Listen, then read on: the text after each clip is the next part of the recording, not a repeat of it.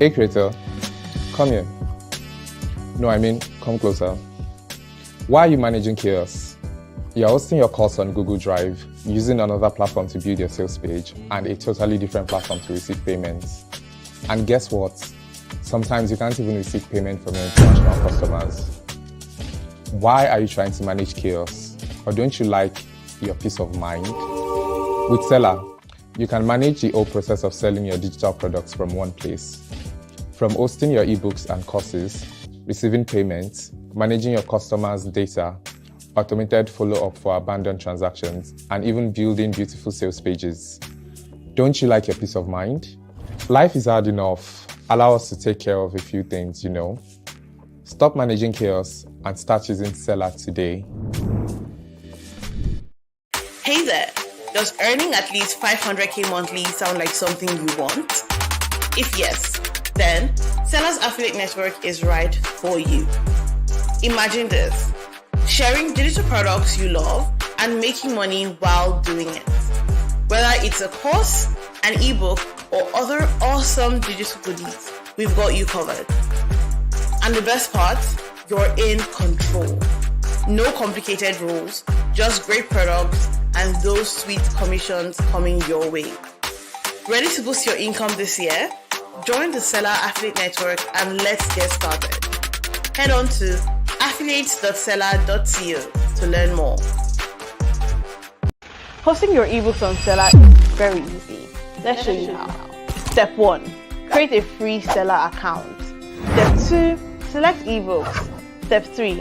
Input the necessary information. Step 4. Get your product link and start selling. Get started for free on seller.co today. Being a creator is a lot. We understand the effort you put into your creative work, always showing up and delivering value. We see you. As a creator, we know you need to be supported. And that's why Show Love by Seller was created just for you. Show Love enables you to easily accept tips and donations from your supporters and fans all over the world. With Show Love, your fans, community, audience, and followers can now reward you for all the hard work you put in. What's more, you can receive these tips and donations from anyone, anywhere in the world. To get started, all you have to do is go to www.seller.co/showlove, fill in your details, and in less than 5 minutes, you can set up your Show Love page and start accepting tips. It's as easy as ABC. So what are you waiting for? Over 10,000 creators are using Show Love, and you should be one of them.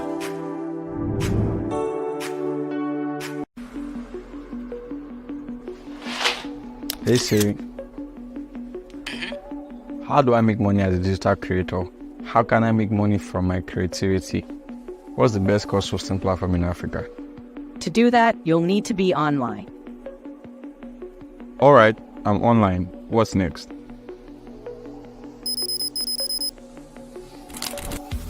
Everyone has a story to tell. The difference is in how we tell them.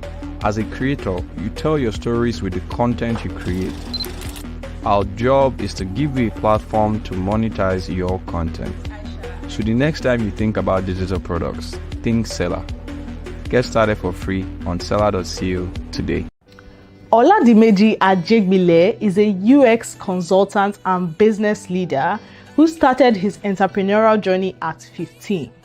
He created an Afrocentric photo library used by over 180 million users and founded an online design school with 50,000 plus students.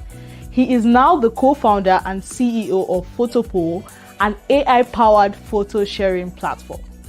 Oladimeji also coaches entrepreneurs and authored Who Sets the Standard, a book on success and happiness. Today, Dimeji will be showing us how African creators can reach global audiences with their talent. It will be phenomenal. Let's check it out.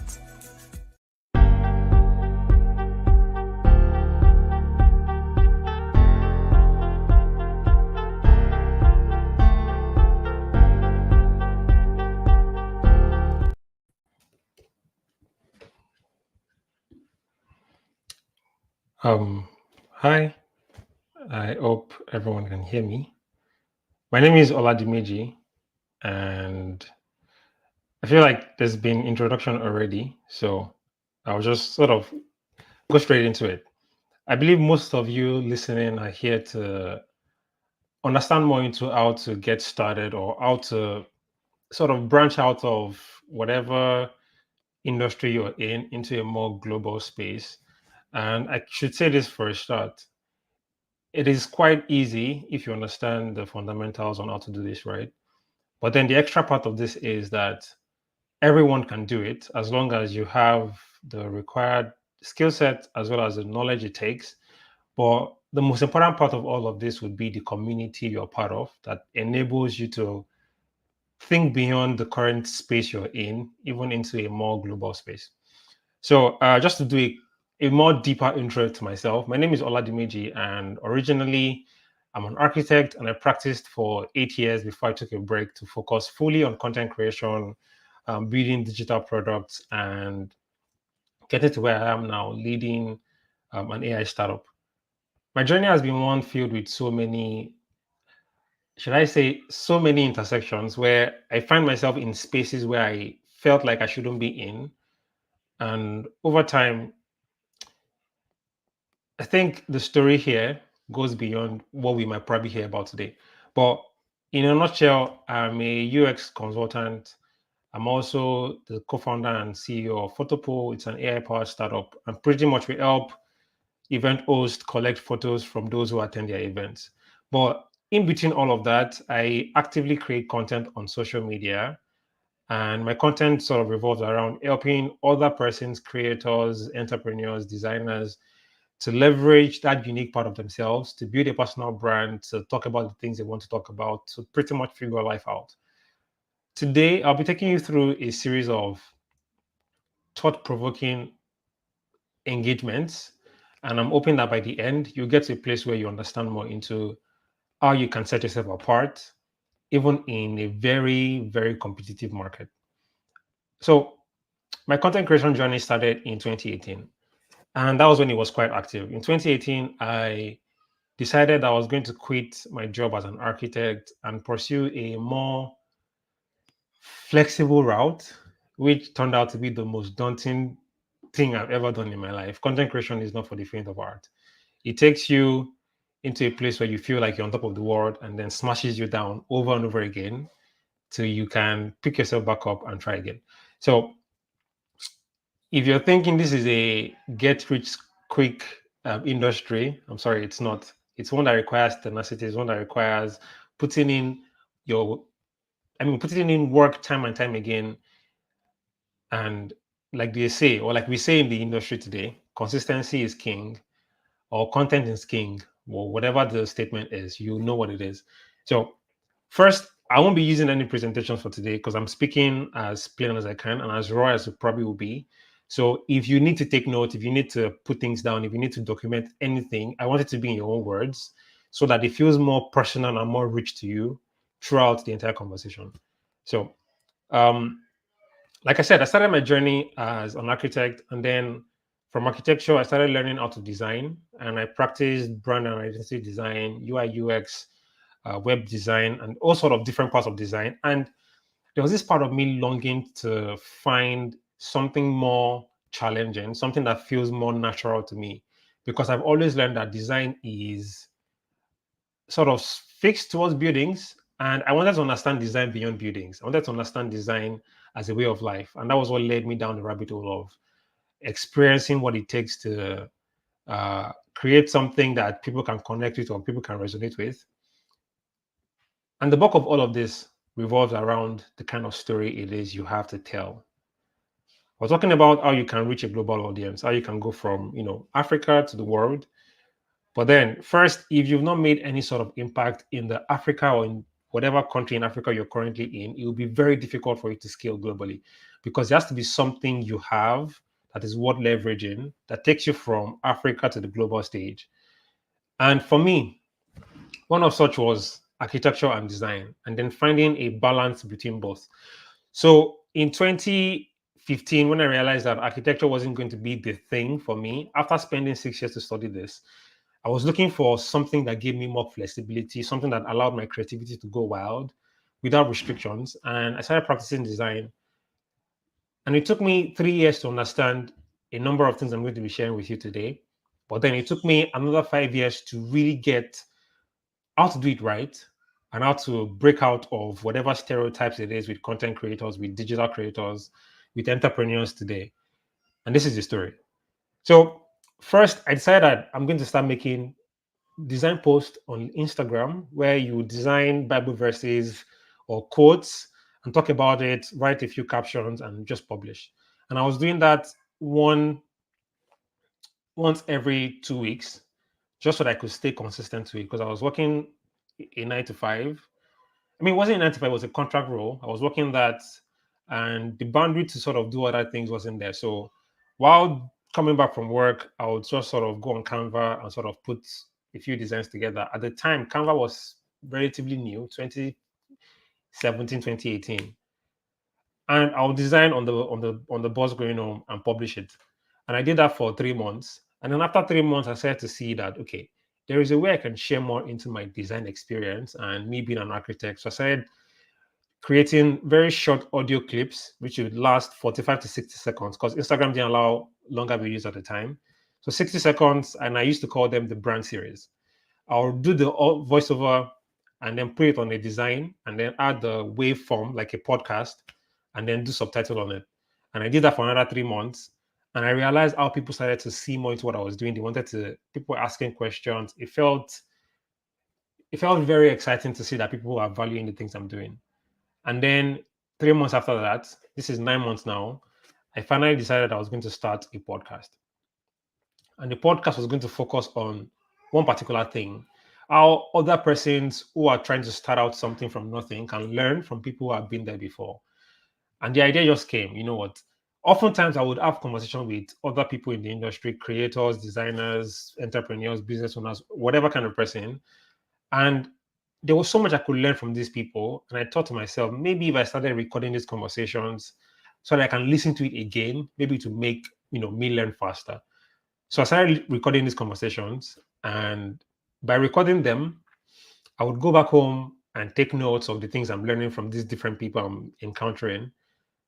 And then it just came, it just dawned on me that wait, what if other persons could share these conversations as well? But then the recordings I used to do were very, very crude. They were not refined. There was background noise, so many different things. So I told myself that I would need to buy, a microphone and a camera to get started. And from October 2018 up until February 2019, I didn't do anything because I was saving up to buy a camera and a microphone while I was still pursuing a freelancing design career. So 4 months went by, I didn't buy anything. And then the period where I was supposed to buy these tools, there was something that happened at home and I needed to support what was happening. And I just had to put up all of the money I had saved to buy this camera and the microphone into this thing. When I did that, I was back to zero. There was no money to buy any tools. And I'd wasted 4 months just saving only to sort of part ways with the money. So I just had to pick myself up and I was like, you know what, I'm going to go on YouTube and sort of find out what is the other way to start a podcast without having to spend so much. And I found a YouTuber called Matt Diavella. And I went back to his older videos and I saw how he started his first set of videos. He would use paper lantern and a bulb to light a space and then, film on his camera. I used to be a photographer, a professional videographer then. But I don't have a camera, but I can buy a paper lantern. So I bought paper lantern and I fixed it. And then I brought out my phone. It was a LG V20 I was using then. And I recorded the very first episode, February 2019. And as I recorded it, I published it. And from publishing, I realized that quite a number of persons were excited to see this thing I was starting out. And there was a lot of support, which was very, very exciting to me. So I kept on to it. I was doing the episodes every single week. And then it got to the point I needed to start interviewing people for this podcast. And there was no guest for me to interview because I hadn't made any friends. I didn't have any social following. I think I had like 300 followers at the time. So I reached out to my sister And I was like, CEO, there's this thing I just started, and I would really appreciate it if you can be my first guest, because she's a fashion designer. She studied computer science, but never practiced. She just finished school, didn't even collect a certificate, went all out to start fashion design. And I wanted to understand what the process was for her. So we did the interview. The audio was really bad because I had to use one camera to shoot both. But I managed to still put it out there. Regardless of how terrible it seemed, I still put the video out there. And then I had a few people in my circle then that sent me feedback on how to be a better presenter, how to leverage really good audio quality, how to get, digital audio recording softwares that would help my audio get better. And I learned a lot from those very terrible beginning days. And then my content improved. As I was improving, I started YouTube full time. I started making videos. They probably were getting like 20 views, 15 views. My podcast wasn't getting much views, probably between 20 and 30. But I would go back on Instagram and act as though I'm the best thing in town. My podcast is big. And I'll just talk about it like I'm excited, which I was actually really excited about. Even though it was just 20 people listening to it, I was excited. So I'll share, whatever it is I'm learning, my process podcasting, how I'm setting up the lighting, the space. I pretty much took people through the journey of how I'm doing this thing every single day. And then with my design journey, I was learning to start to do a few more things differently. So I started creating stock photos on Pexels. And with the stock photos I was creating, after about 3 months, there were about over a million views on just 3 pictures. So that prompted me to start creating more. And by the middle of 2019, my pixel engagement has gotten up to 10 million in 6 months. And then from pixels alone, I was able to get access to a global community. That was when I realized that, okay, there's actually a lot that could happen by just putting yourself out there. I realized that people from India, people from the US, from Canada, from Australia, from China were using the photos I was putting on Pexels. And out of nowhere, I got an email from a lawyer in Canada who said he really admires what I was doing with Pexels, and he has a project he wants me to be on, which was a redesign of his law firm's website. And that was about the biggest project I had to take at that time, which was still amazing because I didn't do anything to get access to that, all just by putting my pictures on Pexels. And that was my very first attempt to cracking into the global market. And by doing that, I started to see how there's actually a lot of potential in me leveraging my personal brand to be able to get to places that physically I can't get to, but the works of my hands can get me there. So I doubled up on everything I was creating. I published 500 pieces of content in 2019. And I told myself that in 2020, I have to double or triple that. And I got to work.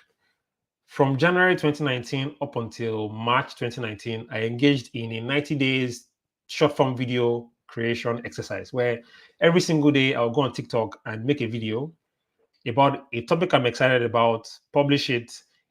I mean, the ones that are nice or the ones I feel like is worth publishing, I'll publish them.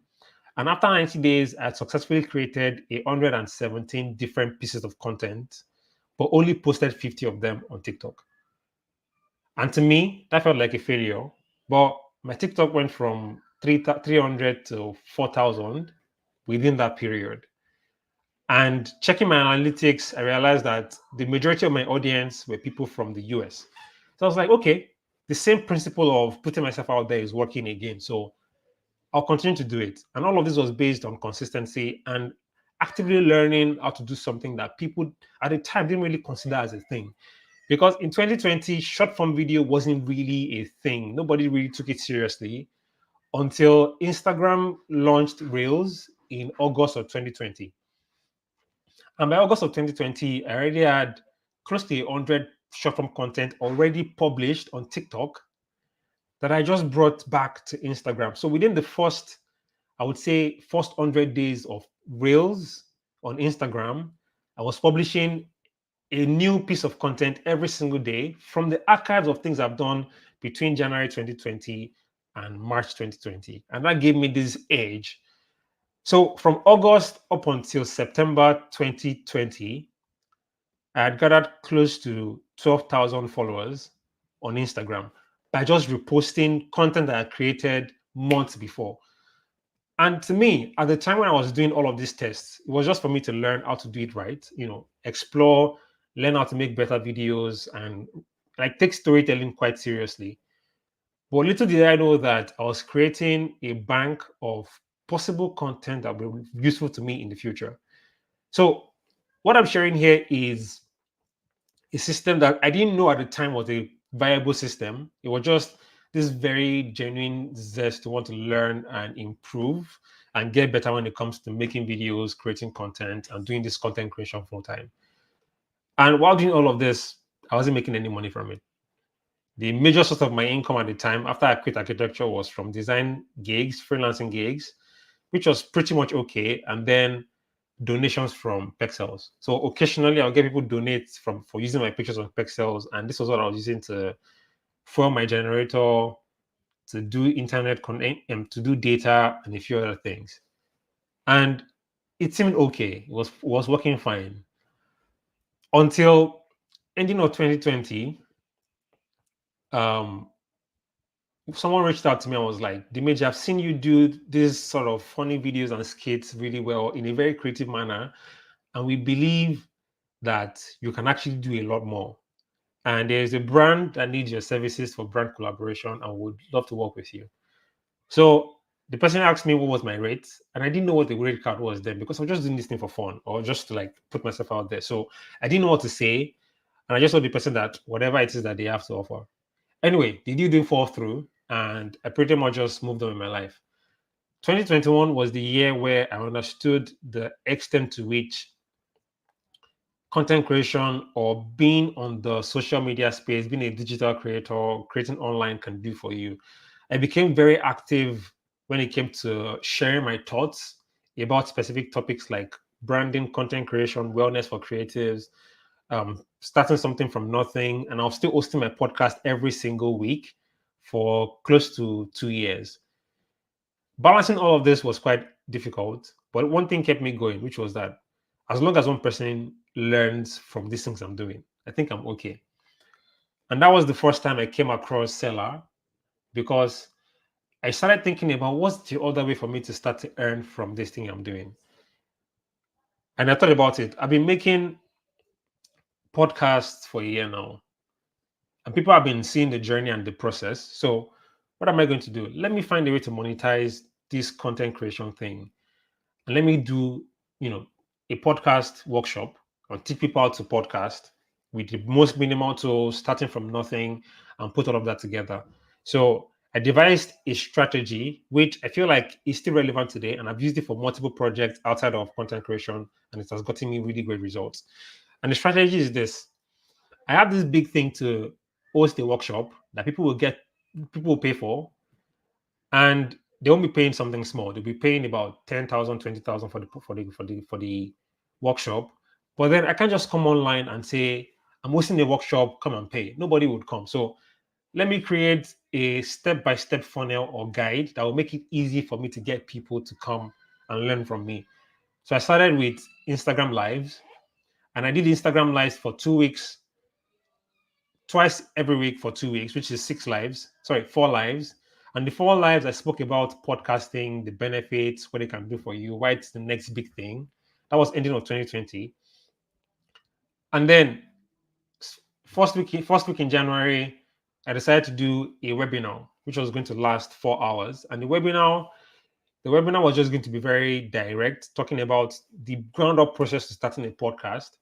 And I put a fee on it, which was 100 naira, and I hosted that on Seller. So I got people to sign up, they got the links via Seller, and pretty much I did the workshop. So I did the webinar. The webinar, a lot of people came, about 170 people came.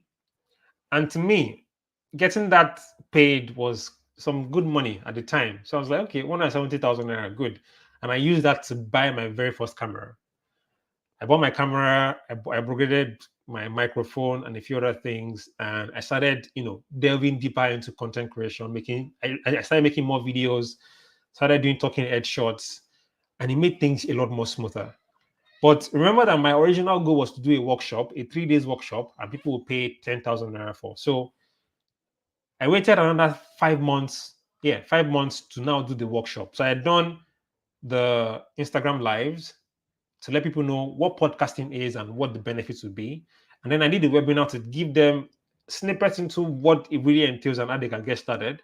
And I made sure that on the call, people that were coming to the workshop were able to start their podcast or refine their idea, their topics, and pretty much everything they need to start a podcast. And then the replay for that webinar, I put it into a Google Drive and then sold it for 1,000 naira. And I can't remember the metrics now, but quite a number of persons bought that. And it's still something that, until I stopped it last year from going out to people, because there was more information that could be used. They could find these things online now. So there was no need to sell it anymore. So from just the webinar and the live, I had made close to 400,000 naira. And it was okay. But the original goal was to create a workshop. So for the workshop, I started promoting it, and I promoted it for 3 months. And throughout the entire period of the promotion, I got 76 people to register for the workshop, and they paid 10,000 naira each. And that was the very first time I saw the extent to which I could earn as a creator outside of brand partnership, which I never got, and I'd never gotten one at the time. So this strategy was quite effective. And I just thought to myself, what if I applied it to every other thing? And I kept on making more videos to reach more people, started putting out digital products. I put out a how to podcast workbook and guide. I put out a DIY workspace guide and a few other guides, productivity guides, so many different things. And these are things that I don't talk about them on my page, but people get to buy them because they understand the value in it. And I was able to sustain myself to a great extent alongside freelancing as a designer.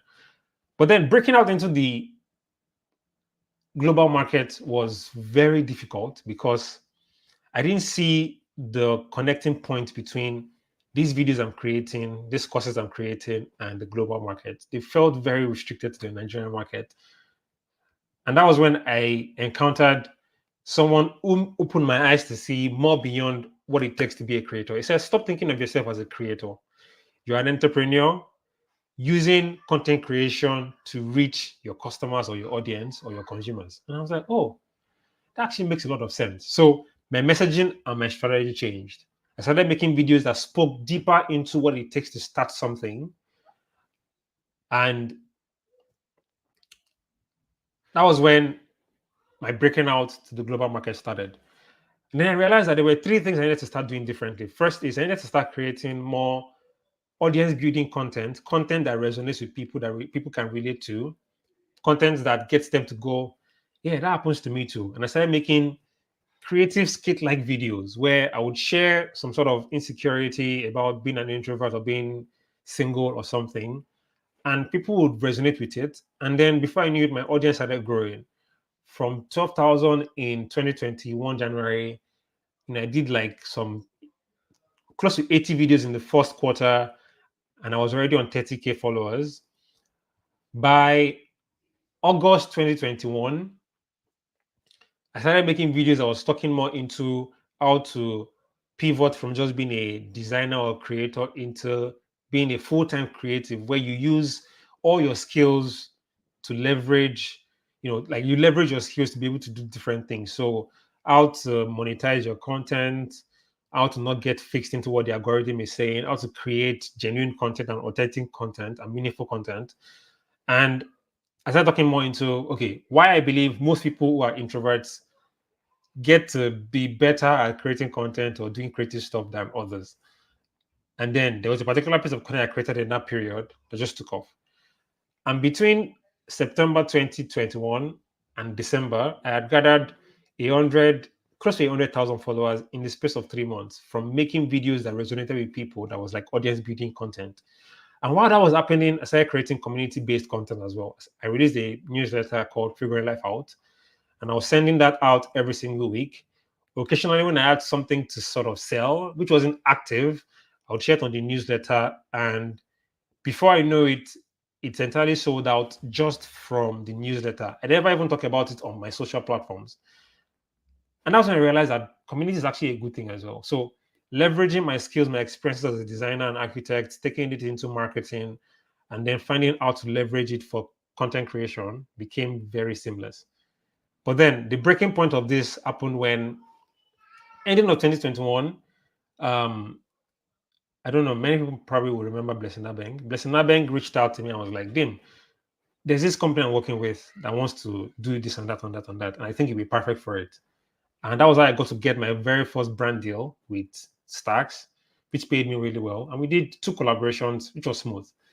And just by doing that, I opened myself up to what people would call influencer kind of a thing today.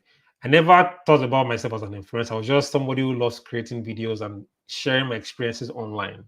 Even till today, I probably say I'm not an influencer. But I enjoyed working with brands that resonated a lot more with my kind of personality and what I really enjoy to use. And gradually I started working with brands. And this created a snowballing experience, you know. All through 2022, I worked with close to 18 different brands from Amazon Prime to Pillow and a few other brands, Jumia and a couple. And by doing all of these things, I started to pick the interest of global brands as well. But then this didn't just come naturally. I had to start reaching out to brands that I really wanted to work with that were outside Nigeria. And I was getting a lot of no's, you know, maybe for them to send the products down or for them to just logistics was a really big problem. And that's when I realized that, you know what, for me to even get this thing right, I need to have a different mindset and not really position myself as just a creator, but position myself more as a consultant who can do a lot more things than just content creation. So I started pitching brand storytelling services. I started pitching um, branding and identity programs, services. I started pitching storytelling master classes, workshops, and a few different things. And from there, I started to work with brands that were starting out, startups that were outside Nigeria that needed those kind of services. So from brand storytelling to audio storytelling, audio brand storytelling, the art of storytelling, I did quite a number of those workshops with, I think, 7 brands that were not Nigerian. 3 were just Africa, and then the remaining were in the US and Canada. And this began that opening space. That's when I saw that, okay, it has to go beyond just content creation. It has to go beyond just making videos. It has to be added value that they know to be something that can go beyond, just making videos. I know making videos is a thing, but your experiences can take you farther than just making videos. You can, like, as a content creator, you understand that you write scripts, you focus on storytelling, you do research, do SEO, so many different things. Is there a way you can strip all of these things down to become services that can be offered to brands? Because most brands don't just want videos, they want storytelling, they want their brand voice to be stronger, they want their messaging to be stronger. And I combined all of this eventually into one full program, which at the time I called Amplify Your Impact. And it was fine. And I started working with more brands and everything sort of solidified. But then in 2022, my life started to change drastically. I was about to get married. I was planning to relocate. And I knew that a lot of things is going to take a pause. So what I did was to create a plan around making sure that I had active content and so many other room to be able to work with bigger organizations outside Nigeria without sacrificing my livelihood. It didn't work out fine. The move created something that I'd never experienced before. Working with Nigerian brands became difficult, and then working with global brands was almost impossible because I don't have a global brand or a global audience. I have more Nigerian audience, and now I'm in the United Kingdom where I really don't know much of what's going on. So I needed to pretty much start from scratch. And by starting from scratch, the strategy was to reach out and do cold emailing like a crazy person. I was sending out emails. I love this brand. I would love to work with you.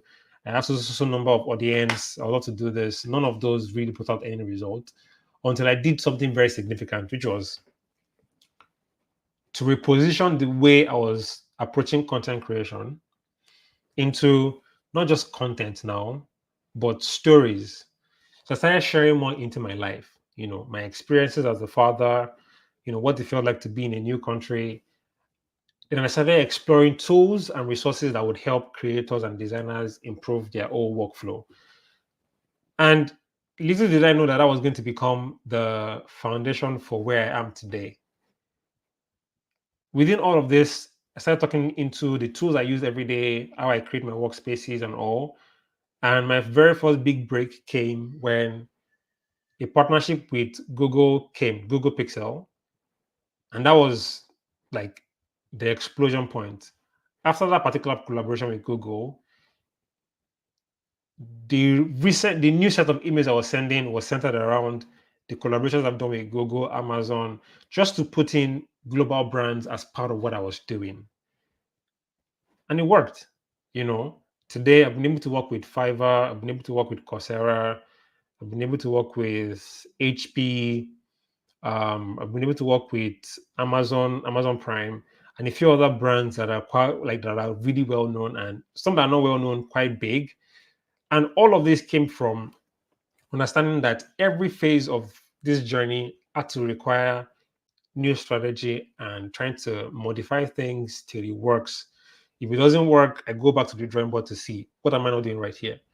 But there are a number of things that I have not mentioned that really made this possible. First is that I understood that reaching out wasn't my strong suit. So I had a few people in my life that understood lead generation to the best of the best, and I engaged them to say, you know what, I'm really good with making the videos, to doing the storytelling, to communicating my values and ideas, but I'm not so great with reaching out. Let's work together. And that was where the collaboration started. So I was working with someone who knew lead generation, and they were helping to really get to like places I can't get to. But then backtracking back to the videos and the pixels that I was creating, the more people kept seeing these pictures, the more people were noticing me as a brand, as a personal brand. And whenever I was talking about it, for example, in my introduction, you will hear building a library of Afrocentric stock photos. That became a major selling point that really helped to reach out to certain brands.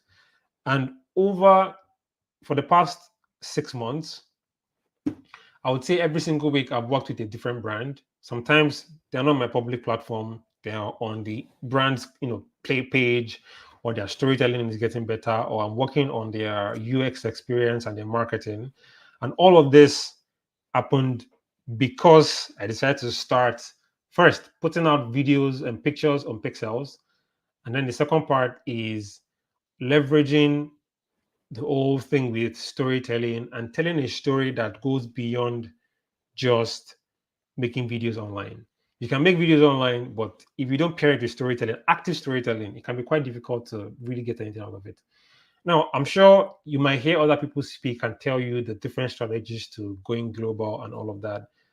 But I'll just say that if you cannot make headway locally, it'll be quite difficult to make headway globally. Within my sphere of influence in Nigeria, I had done quite a number of things that made my brand quite well known, and it was quite easy to transition that into a global audience and sort of reach a global space. And now I lead a company that is AI powered. It's a startup, and we're still working around making sure that everything works right. And right now, everything I've learned from my active content creation experience, storytelling, marketing, and everything, pouring it into this brand today has been one of the, I would say, most exciting projects I've ever worked on, because it requires me to leverage every single part of me into this thing I'm quite passionate about. So I didn't prepare any notes. I just thought to speak as freely as I can. But there are a number of things I would really love to state. It feels more like the things that require you to go all out with your experiences. The first is, until you're able to simplify your complex ideas and your thoughts without losing any quality or value, you will struggle with producing your best work.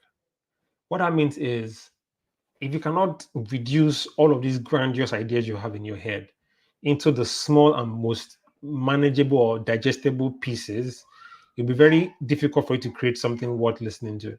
For example, I spent 90 days learning the ins and outs of short form videos and how to capture engagement, how to win people's attention in the smallest time possible.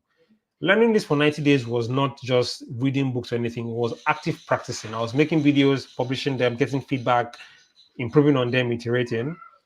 And one video happened to create, a ripple effect that led into people learning and seeing more about my work.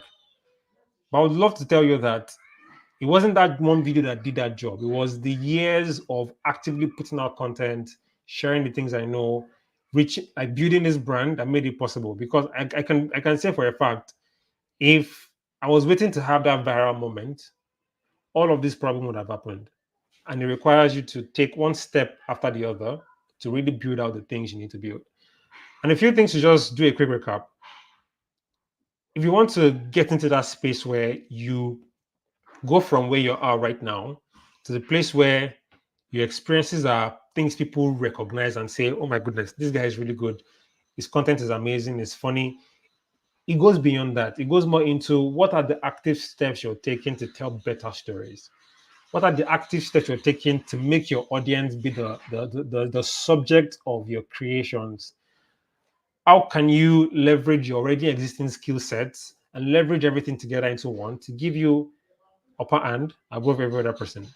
Learning about marketing, about storytelling, about um, video editing, about copywriting helped me to know that, okay, there's a lot more I can do with my experiences that goes beyond just making videos.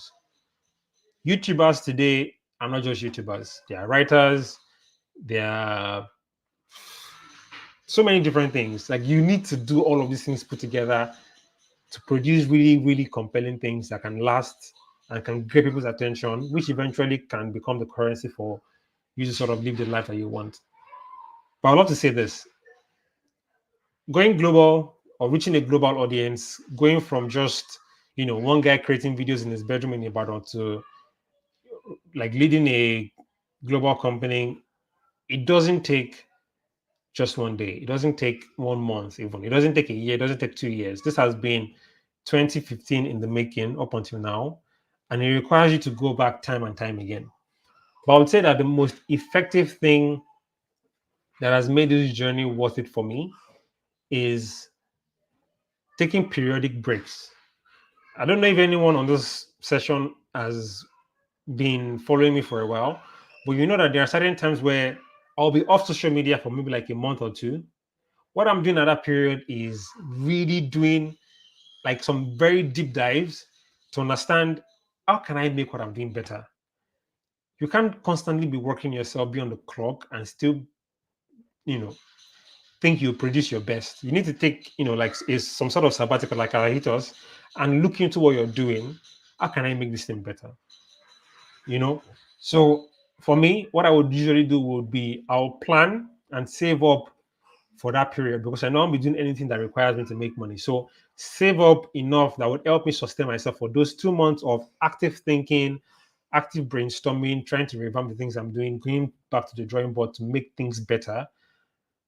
And when I'm coming back with something better in a way that I'm able to do better for myself, for my experiences, for my like whatever it is. It comes, I get back better, and this started to put me on the map to see that okay, every single time I went on a long break, coming back, which is cliche, but I always have a viral video coming back because everything I've learned within that period of staying away, I'm putting it into the first set of videos I'm going to create so that I can generate massive impact to reach a better audience. And that's how all of this changed. And a few of the notable things that this journey has taken me through was first being recognized as a Pixel hero, which was really amazing. Um, Yeah, I'm also in one of the exclusive Google Pixel fan clubs. I've been interviewed on Pixels. I've been interviewed on NBC News in the US, and a few other things that has pretty much happened. And all of this didn't come from just seeing that okay, it's just videos. No, it goes beyond videos. It goes beyond content. It goes deeper into the things that make content possible, storytelling, marketing, brand identity, whatever services that makes this thing you're doing worth it, diversify them, break them into pieces. That's the only way you can leverage what you currently have. That's the only way you can go beyond this, I don't want to call it local, but the current African market or African industry, and go into a broader space that could recognize your expertise and what you do. There has to be added value. There has to be added value. Like as much as possible, there has to be added value. And there's this thing I would say, which is also pinned on my Twitter. It is that first, add value, make it original, and be authentic. Anything else should be an experiment. And I still live by that today.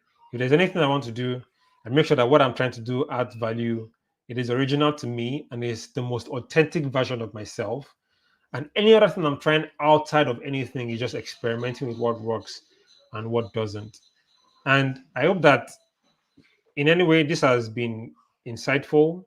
And I hope that if anyone has questions, is that something that's allowed here? If you have questions or anything really, I would love to take them at this point.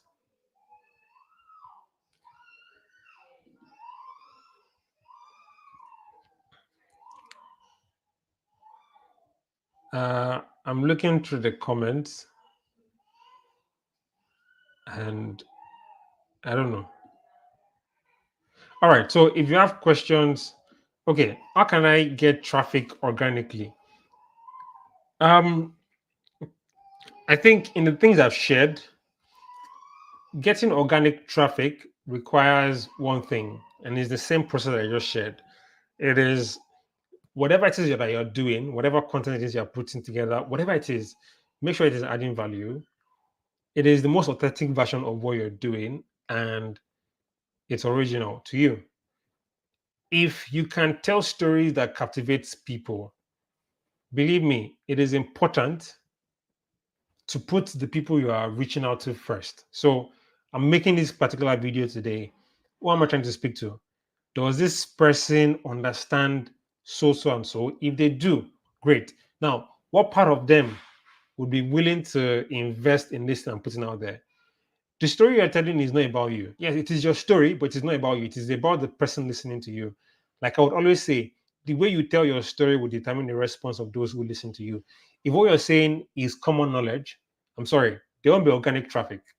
If what you're saying is regurgitated, information, it wouldn't really matter. But if there's a piece of yourself, if there's a story that is very dear to you, your pain points, your depressions, your personality, your experiences, these are things that people value the most. An example, I'll just tell you the truth.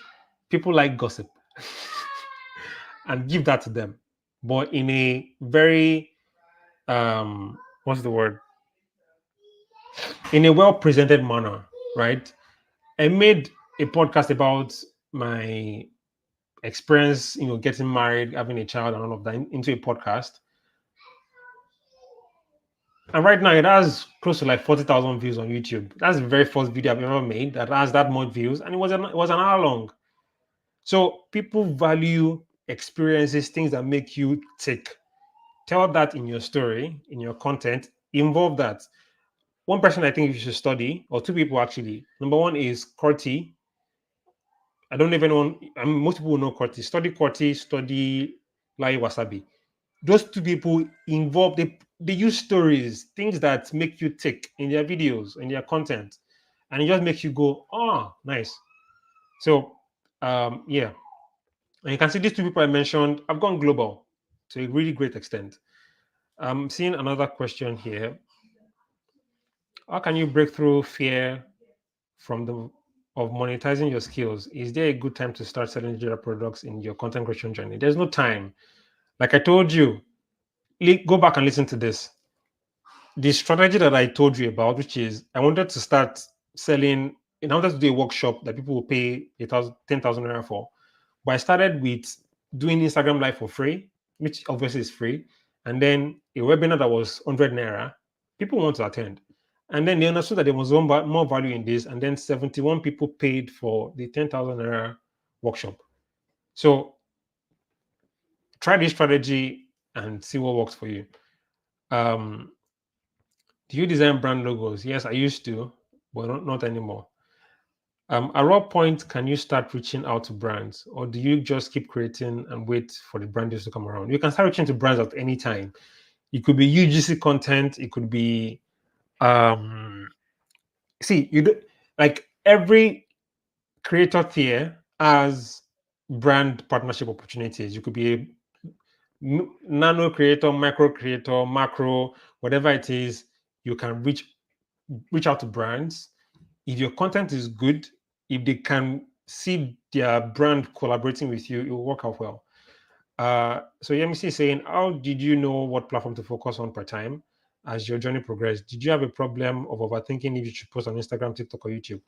I specifically focused on Instagram because Instagram tends to be one of those places that you can experience massive growth over time easily, and then you can then diversify this growth into other places.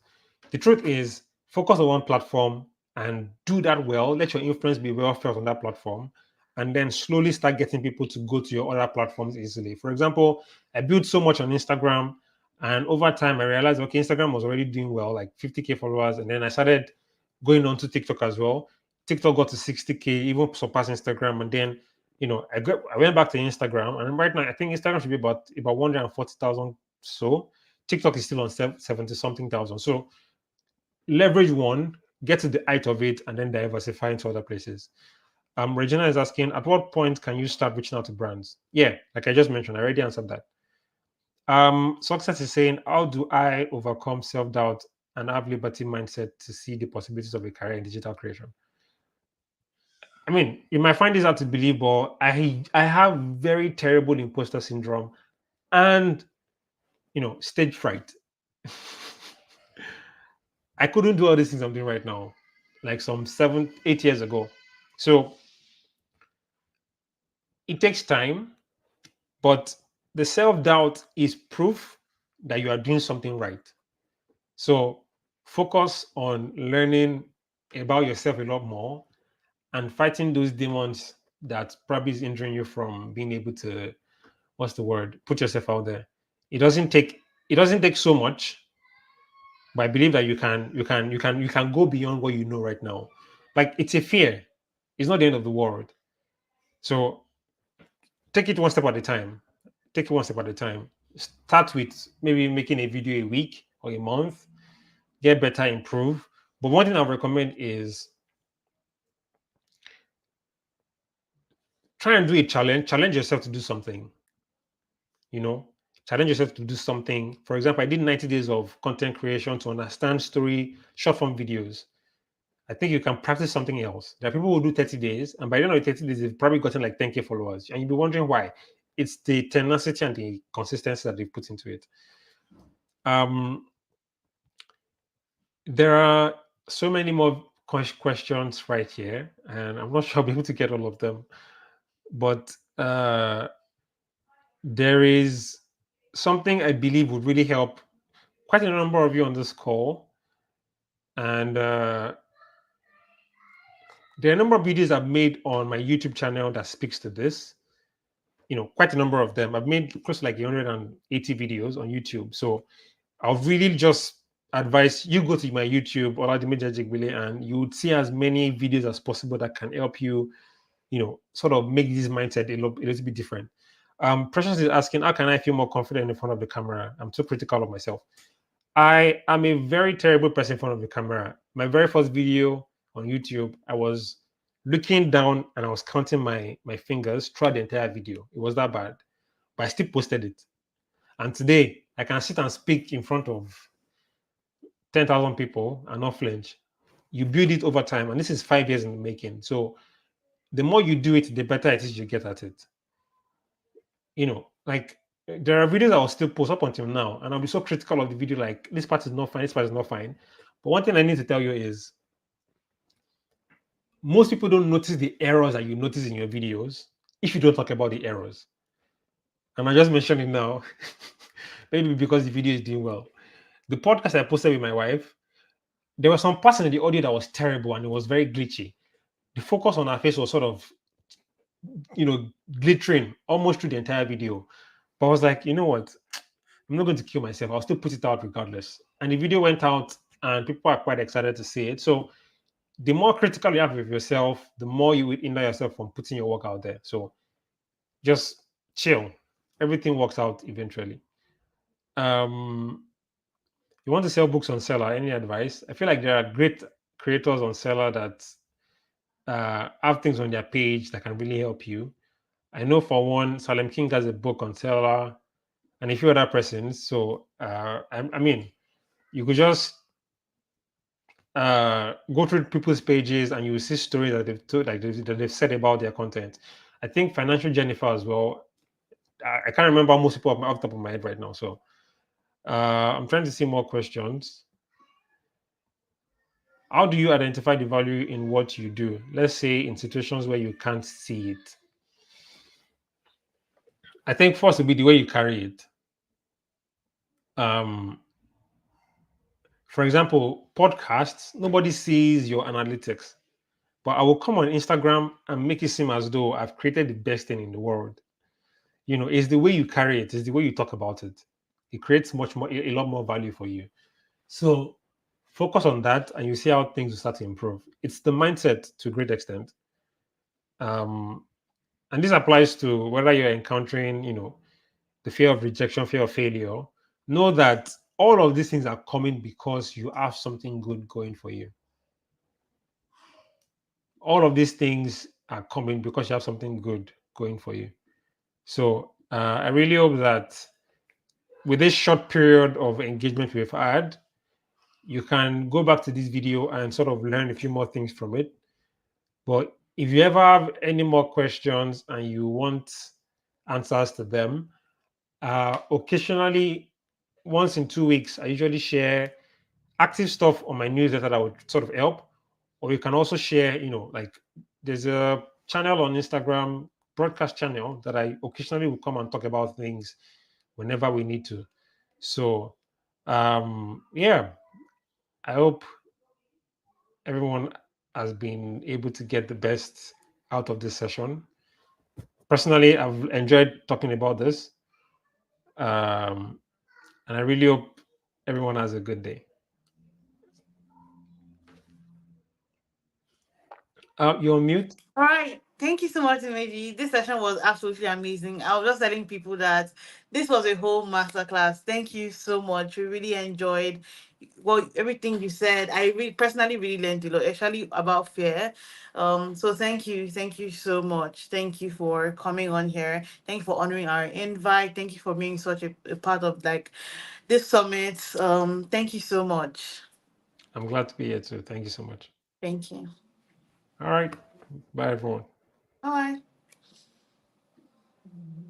All right. Santa Lydia is back, and we're still going strong, right? The summit is still happening, and there is one more session that you cannot miss because we're going to be talking about how to leverage online spaces such as social media to, to grow. So, first, I have a job on my hands that I have to get done. And if I don't get it done, we will hear it on social media. So I have in my hands, I feel like IK or I feel like Ibuka. I have in my hands the winners of the last giveaway. But before we even start, I need to see some emojis in the comment section. I need to see some emojis in the comment section. Drop your rocket ship, the hearts, the smileys, everything. Drop everything. I want to see it. If not, nobody's going to win.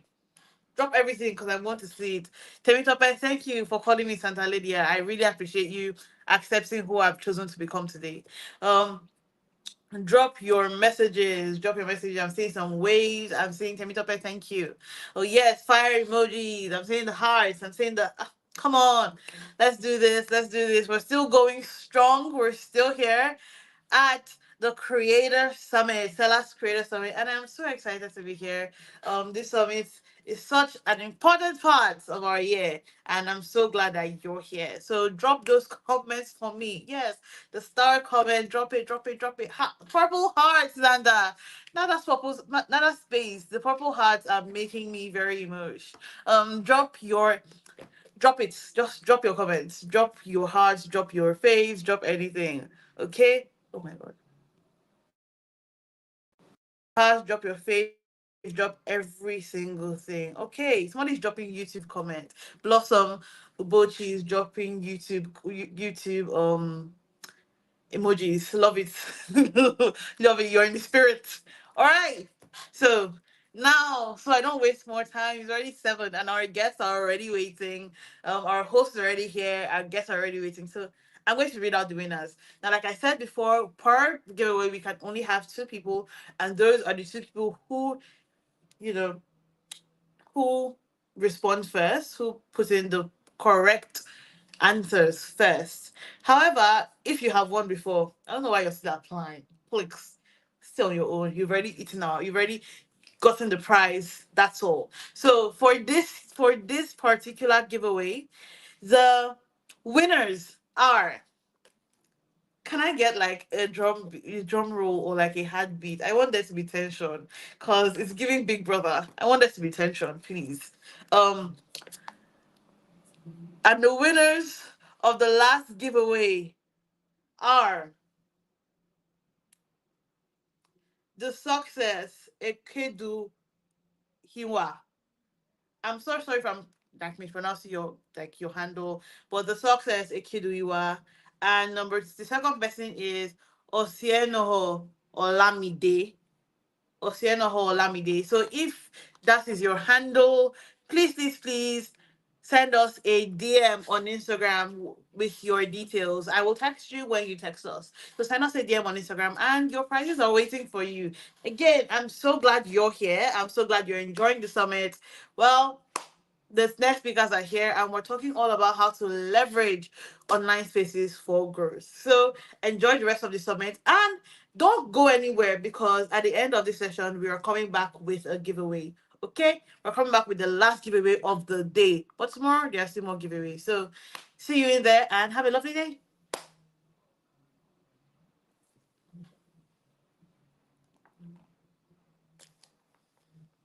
Okay, so I think for posterity's sake, I will call the name of the giveaway winners again, so our team backstage can get it. So, number 1, the first person is the success Ekeduiwa, and the second person is Osienoho Olamide. Okay, the success Ekeduiwa and Osienoho Olamide. Those are the 2 winners. I hope we got it. I hope we got it. Like Shay said, directors, please let me know if you've gotten the names. Okay.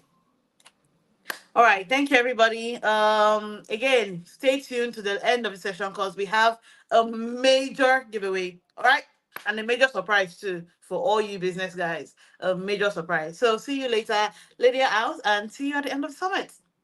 Our last panel for today is titled Leveraging Online Spaces for Growth and will be hosted by Omolola Dada.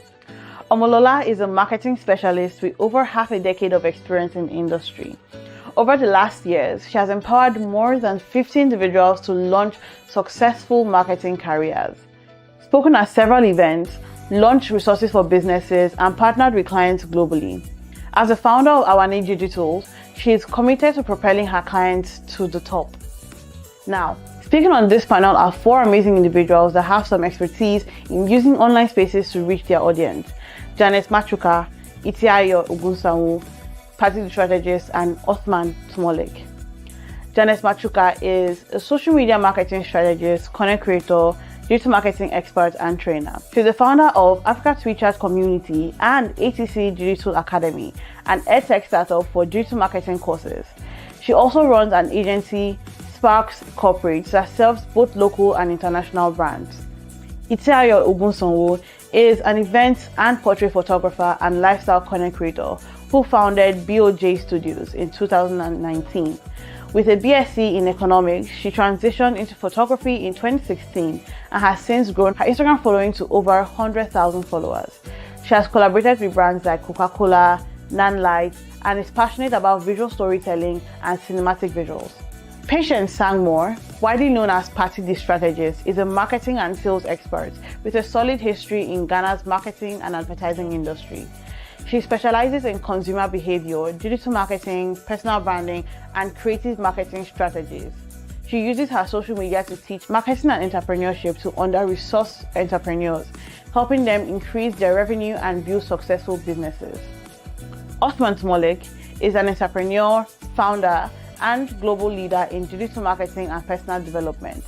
Before the age of 30, Othman achieved $6 million in sales from his online courses and has dedicated his career to empowering African entrepreneurs to reach new heights in the digital age, leading a movement of aspiring business leaders who are transforming their lives and communities by leveraging online tools to generate American-level income from within Africa.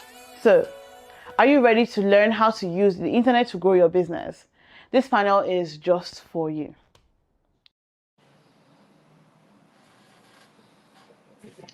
Hi everyone. Hi. Good evening.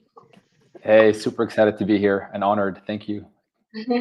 Hi, good evening. Hi, Itiayo. Hi, Jeanette. Hi, Patty, the strategist. Hi, Otman. Um, Good to have you. Thank you for joining. Thank you for doing this.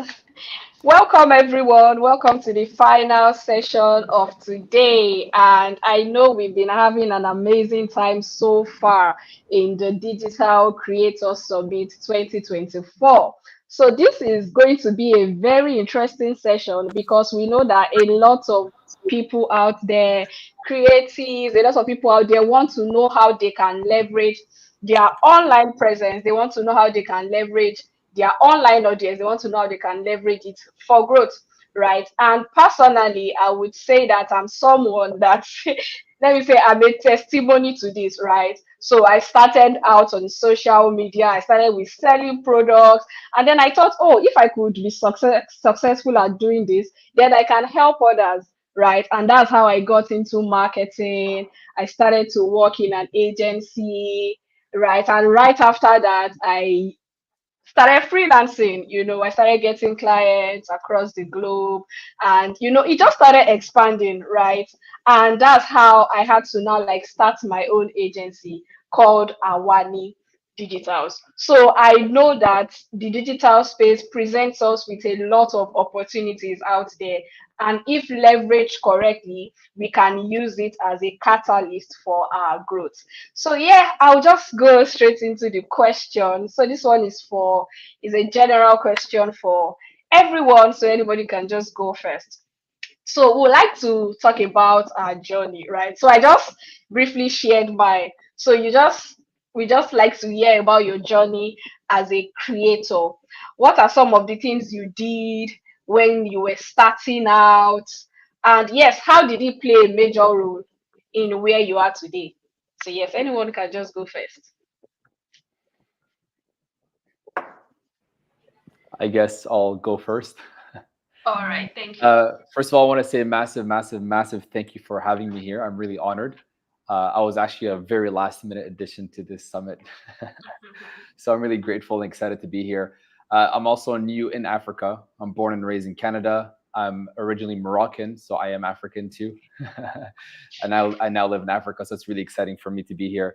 And we just started serving the African market, so I'm really excited for that as well, because I realized that just giving a little bit goes such a long way here, and I'm super excited for that, to be helping people out. For the journey, for me, anyways, I just wanted to enjoy life more, really. And it was me and my wife only when we just got married.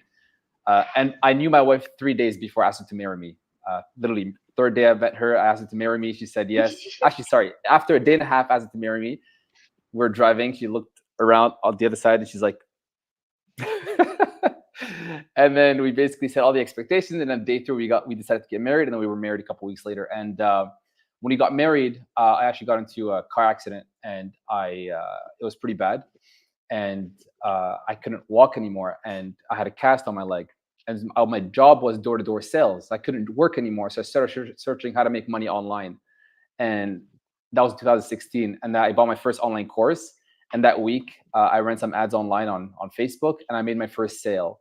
It was $10. My profit was just $1, but I was jumping on literally one leg because I had a cast on. I'm going to become a millionaire. I'm going to become so rich. And then I decided to quit my job. And then, because now I'm going to become rich, right? 4 months later, we got evicted because I could no longer afford paying rent because the money in my ads wasn't profitable anymore. But then my wife and I looked at each other, and even though it was difficult, those were the best couple months ever because we're trying to live life on our own terms, and it felt really nice. So we gathered a couple of dollars. We sold every little thing we had in the house, like the little fan for $5, a little soccer ball that I had for like $3, anything we can. We bought one-way tickets to Malaysia, and we're like, if this money doesn't last when we're there, she will do like henna. I don't know if you guys know henna. Yeah, henna. She'll do henna for people at the beach, like tourists, and we'll use that to like sleep at hostels. And then we kept doing that, and then about 4 or 5 months later, we had our first $100,000 month.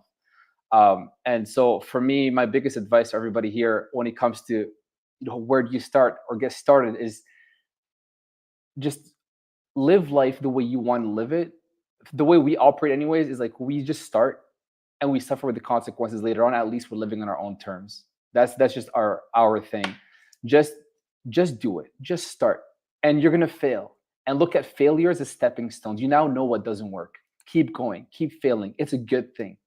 And just like the previous speaker said, you just know what doesn't work. Then what does work, do more of that and just start. So for your journey, just start. Even if it's hard, start. Have a partner, a friend, a colleague that will just cheer you on every step of the way and say, you know what, we got this. I remember I asked her, I'm going to give the floor to somebody else, but I asked her once, I'm like, if this ad doesn't work, like we're going to get evicted. She's like, I trust you. And if it doesn't work, it's fine. We'll keep trying. And we kept trying and it didn't work. It failed. We kept trying. And until this day, I made millions. I lost millions of US dollars, and we keep going. At least I'm living life on my own terms. So for everybody here, just start. You got this. Yeah, you're muted, Amala. Yeah. Thank you so much. I loved your story, right? And indeed, if we don't start, we really can never tell how far we can go, or we can tell the things that we are capable of doing. We can't really tell until we start, right? Thank you so much. Who wants to share next? Okay, Janet. Okay. Hi, everyone. Hi. It's really nice to listen to your story, Othman. And I like how you weaved the aspect of failure. One thing I know about success, if it doesn't involve failure, then maybe you're missing out on something. And the beauty about every success journey, it does have and must have scars. And the scars are part of the failures. For my end, my journey started in, I usually say, a funny way. I'm a media personnel as a background, and this started way back when I was in campus. But when I was doing my internship, I was asked to do to make sure that I push traffic to the website. Okay. Now, from social media to the website, I didn't actually know social media marketing or anything to do with digital marketing. And I think that is how I found out the world of digital marketing.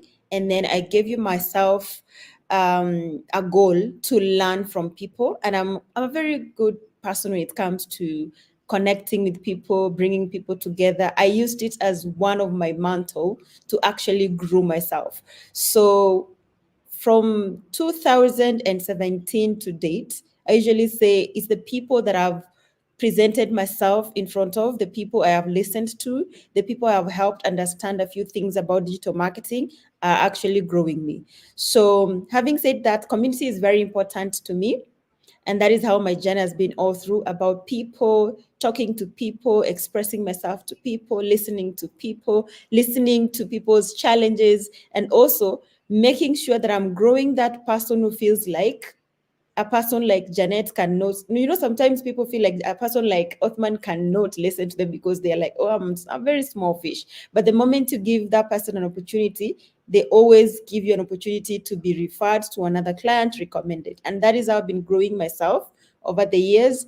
And one thing that I live by is show up for people who will show up for you. For me, being part of this conversation at Seller, it's me showing up for the people who showed up for us tonight. And that means this is part of my journey still. I feel like I haven't reached the peak. Yes, I know I am a rising star in our continent, but we can do more.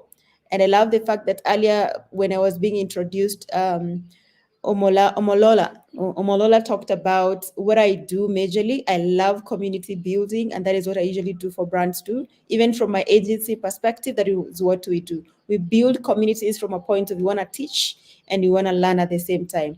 So that is what I live by. I don't want to share much. I think for those who will connect with me after this session, will be able to learn more about each other. Thank you.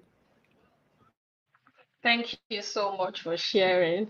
I like that you mentioned community building. I like that you mentioned community because if we are going to leverage the online space, then we have to be very intentional about building community. No wonder you have the largest marketing community in Africa on X, and that's a really good one. Thank you for sharing. All right, who wants to share next? Yeah, so hello everyone. My name is Itiayo. Nice to be here with everyone. So for me, I wanted to grow my photography business basically. Hello, can you hear me?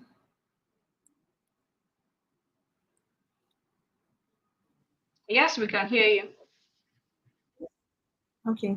So I was trying to grow my photography business, and it was at a time when Instagram started focusing more on videos as opposed to photos.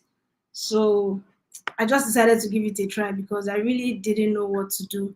Photos were not being boosted as much as videos were being boosted. So I decided to start making videos. I had no idea. People think, well, I guess I had the advantage of photography, so the crossover wasn't so difficult, but I didn't know much about making videos.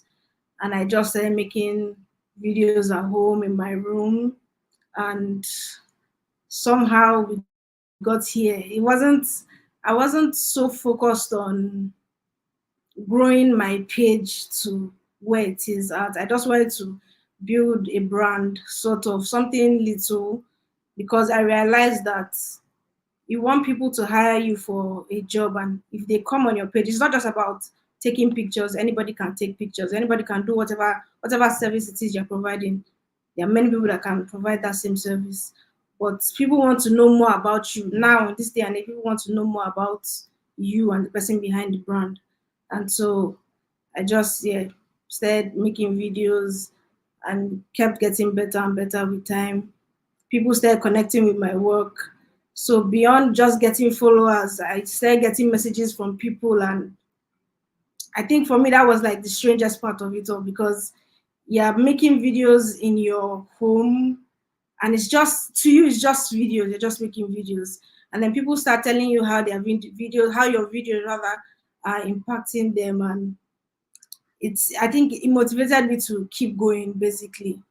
And yeah, that's basically how I started. Thank you for sharing. One key thing I took from what you said is that you kept getting better, which is also another thing we want everyone to understand here. That once you start, you keep getting better. A lot of people make excuses on the way and say, oh, can I really make it? Can I really make it doing this, doing that? But we want you to know that it keeps getting better. Once you start, it keeps getting better every day. Okay, so over to you, Patty, the strategist. Hi, thank you for having me. And thank you all for sharing your inspiring stories. I was going to say that Othman is born a salesman, because if you can convince somebody to marry you within under 72 hours, then that is, yeah. So you're born a salesman. For my journey, I actually studied marketing for my undergrad, and I was just curious about bridging the gap between brands and consumers. I was always curious about seeing advertisements and how it got people to take action. So right out of the university, I was working with one of the top marketing agencies in Ghana, I worked there for 3 years, and I got to a point where I felt very exhausted of the routine. If you've worked in an agency, you know how, like, you don't get off the clock. And so I got exhausted. I was exiting to start another business, like a fashion brand. That was what I thought, until I quit my job ending of February 2020. And then by March 2020, we were under lockdown. Nobody is making clothes. Nobody is going anywhere. So there was no possibility of me trying to make money from what I thought I was going to make money. But a very interesting thing happened. I took a business growth workshop because I wanted to know how to grow my fashion business properly. And then I met Trisha Bays. So Trisha Bays is one of the biggest creators in the Nigerian space. And then I realized that almost like 80% of the things she was talking about with regards to marketing, I knew it, and I had implemented with a lot of the multinational brands I got to work with when I was with the agency. And so I saw the opportunity to also toe the line of, nurturing people, training people, showing the SMEs the things, the principles the multinational brands are using. The only difference was, the marketing budgets and the resources available to them. And so that is how my creator journey started. I never called myself a salesperson. I never wanted to sell. But I quit my job also with zero savings. I didn't have any savings anywhere. It was such a huge risk.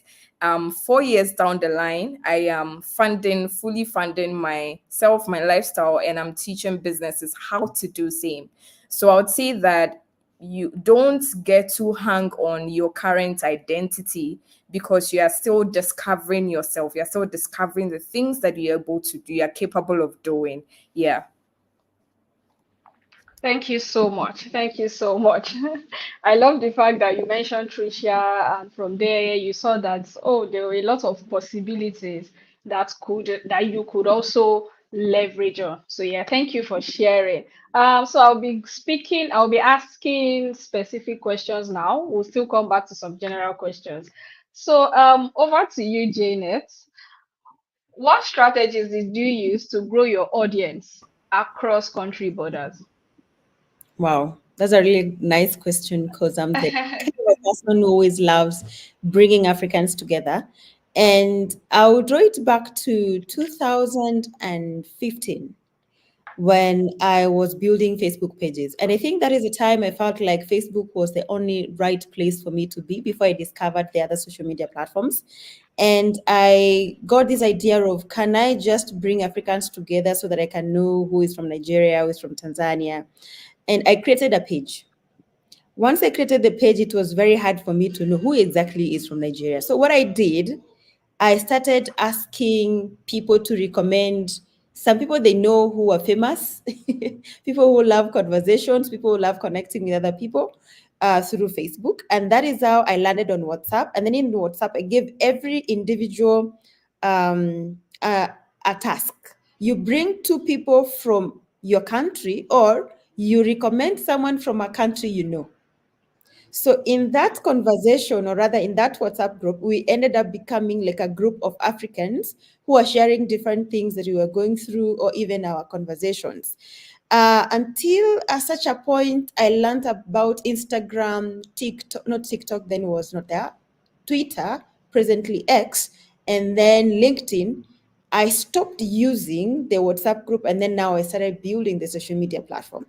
Social media was not that easy, especially now that people might ask me, how did you land on Twitter to a point of you're building now this global audience and you're focusing more on a community conversation that is African? When I landed on Twitter, my main problem was I could not find a place where I can have a conversation without the banters and the trolls. And those conversations where everyone is bringing the gossip and you don't know exactly what to be part of as a conversation. That was me. And then what I decided to do, one day I was like, I feel like I've grown in the mainstream media, because by then I was doing features, I was training students on how they can become journalists who can write for newspapers, who can write for the media houses. I was a hot cake then because I was young, I was in campus at the same time writing for a mainstream media platform. And so everyone was calling me to their universities, talk to us, tell us, how did you land yourself in such a space? So coming to Twitter, for me, it felt like a space to now learn from other people and connect more people. So first things first, it was very hard for me to know where to start. But what actually helped me is that opportunity to just say it out loud to everyone. I was like, I don't know what I'm about to build, but I feel like I need to connect with people. Do you mind connecting me, recommending me, or writing handles of the people who fall under this category? Category number 1 was influencers. Category number 2 was content creators. Category number 3 was trainers. Because I remember all the categories. And then I got a lot of recommendations, over 300 replies. It was overwhelming at first. I took a whole month, that was 2018 January, to just text and DM every individual who was recommended. It was not easy. Imagine all that effort to just connect to these people. And everyone, I was asking them, I'm thinking of this idea to start a community in Africa where we can have conversations about business, about social media, about marketing. Honestly, I was not an expert. I won't lie to you. I was not an expert, but I just wanted to build a community of people who we can motivate each other to learn, to do research, and also to grow ourselves as brands in this space. And so, funny thing, only less than 30 people responded. And less than 30 people were like, okay, we can have you on, we can go to the WhatsApp group and maybe create something. But that was enough for me to start off. And then now bringing those people to WhatsApp, I was like, you guys are going to be like country heads in these conversations. And then what we are going to do, we are going to have conversations every Wednesday. We bring new guests. We have them present to us different topics and different conversations. We just have a list of questions and then let us run with it. That is how we started. We started reaching out to people we thought we couldn't reach out to. The names in the industry, you can only see the list, and they are not Africans, they are the Europeans in short. The people you might think it's very hard for you to actually reach out to them. So we started DMing them, tell them how nice they're doing the content, the way they have grown you, and then bring them closer, be like, okay, do we have this community conversation? Would you really like to be part of it and maybe teach us a few things? And because they were looking into finding a community of Africans also and connecting with Africans and expanding their brands, it was like, let me just spend that 1 hour and I can change everything. After some time, I found myself in groups with Gary Vee. I found myself in groups with people. I was like, oh my God, how did I land here? But the funny thing is, I was just first things first. I will save their numbers, then I'll be like, I'll reach out later. First, let me save this number before they kick me out of this group. Then I will talk to them later. But that is how it started. And then I started opening up. At first, I was very timid. And sometimes I usually say social media actually has built me, because in real life, you couldn't find me speak like this. I used to be a very quiet person. And so that aspect of, can you push yourself to create a connection with Patty, create a connection with Othman, that actually alone helped me to know how to be vocal, how to spearhead that personal brand. That I found someone actually on social media who helped me learn on how to approach social media from a business aspect. I was like, I'm just gonna be popular. Let the influencer thing come and let us make money. But it was like, how are you gonna make money if you don't have a business mindset? I was like, tell me more. Then he told me, do you know you can use this community aspect you have because you're a people person, and then you can package yourself to now looking at it from a point of, you are a whole business. You can have a company, but you as an individual, you're a whole business. And then that drive of, can I know the next person? Can I help people grow? Can I help someone who has maybe 20 followers who feels like, you know what? Janet has 200,000 followers and I can't reach them. And I'm like, I'm here for you. Irregardless, I'm here for you. And that really changed the way I approached conversations, and also looked at how everything is amazing other than competition. So for me, collaboration and community has been something that has spearheaded how I have grown, how I've expanded, how I've connected with people globally other than competition. And I will tell you for sure that is what has helped me, because every time I see somebody doing something similar as I'm like, yo, can we collaborate? Because I also want to tap into your audience and you can tap into my audience. It's not about, oh, Othman is doing a similar thing as I need to find a way to be better than him. No, we are not competing. If we want to grow in this digital space and social media space, we need to collaborate. And that is my motto: collaborate and not compete. Collaborate and create a community, collaborate and grow together, because high chances are everyone will have a piece of cake.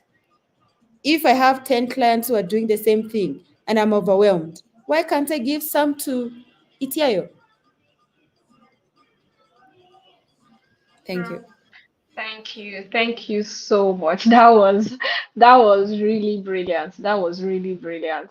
I mean, collaboration always wins, collaboration over competition, right? And I'm also a firm believer that we cannot, of this saying that says you cannot grow in isolation, right? You need people, you need community, right? So we just need to be able to be open to collaborations, right? Look for people, how can they help you grow? And you also mentioned the fact that you were you were always coming to the community to say, I want to do this, how can I do this, I want to get this, so it was just about me. You said, oh, I don't know how to do this, so please, how can I connect? So it was just a beautiful one that you just told us. And yes, collaboration over competition. Thank you so much for that. And that leads me to the next question that says, so how do you balance creating content for the local and international audiences? That's really a good question, especially that I'm in Kenya and I'm a Kenyan, and sometimes we have very many hot topics that are happening in my country, and sometimes it can be very hard to know to what extent can I share some content. And now that we are a Swahili country, that's another problem. Sometimes we forget, we start speaking in Swahili, we forget that we are global personal brands. First things first, I actually decided to segment my social media platforms to approach content and also audience conversations differently. If I look at my Instagram, I feel like Instagram, I'm more of a Kenyan girl, a girl who's just trying to have fun, who doesn't need a lot of global uh, eyeballs checking on her or maybe wanting to know what is happening with her life. On LinkedIn, I'm this professional person who is like, I know I'm a trainer, I'm a strategist, I'm a brand manager, and I can teach you on ABCD. On Twitter, the murky waters. It's a very nice platform for those who are surprised or maybe wondering if they can build brands there. Twitter is very nice for you to grow in terms of segment the communities, go to the hashtag that you want. You can even just use the search engines to find magic. So this is how I go about my content. In a week, I usually treat Monday to Friday as my, this is my workspace. And at work, you're not going to have jokes. Yes, we can have jokes, but let's have specific times for jokes. I can't wake up on my Twitter and then start clubbing in the morning. That's not going to happen. I have to approach it from a point of, you know what? You guys are my people. I want to teach you a few things that I know that I've learned, or maybe a few news that is happening in around the space. And then from there, I can transition to something different, maybe something I love. By the time we get to the evening, I'm like, yo, we have to close work. We have to close our laptops. Let's have fun. Let's listen to music. And that is how I approach content. And even looking at how my audience has learned to grow with me and also learned my information sharing, my content sharing, they know Janet can't go to a certain extent. So I have like 4 industries that I represent most of the times, and you'll see that I will juggle around the conversations from Twitter to LinkedIn and also to Instagram. But first things first, I will tell someone, if you want to find that balance to create content across platforms from local to international, find platforms first that will push you international, and then other platforms that will keep you around your people. And at the end of the day, I usually say, if you're looking at your social media platform as your professional space, Please, during the weekend, maybe you can be like, let's break a leg. Let's just have fun. Let us not just focus on, oh, no, wear that bikini you want. But I'm not saying wear it and take photos. We are professionals, by the way. So, like, I mean, just be a little bit easy to yourself. Have fun. Talk about fun things that people would like to connect locally. Because sometimes even your international audience are maybe relaxed, they're somewhere having fun. Maybe you just need to connect with your audience. But at the end of the day, remember this: finding a balance depends on how you present yourself and maybe the kind of image you want to build and the connection you want to grow and how far you want your business to go. If your focus is to get the local businesses, it's good to actually create or find more time to create local content that will be consumed with the people that you target. But if you're someone like me who's like, oh, I want to work with Oxfam International, I want to work with Google, I want to be a continental influencer, please find a way you can sometimes go overboard with your international content where you speak to everyone and then less Swahili. Sometimes I speak Swahili forgetting that I have the likes of Omo Lola on my timeline, then we'll be like, please translate. And I'll be like, oh, I need to translate. So find a way to also sometimes translate some content if you feel like you need to connect with that particular audience that is in the global scale. Thank you.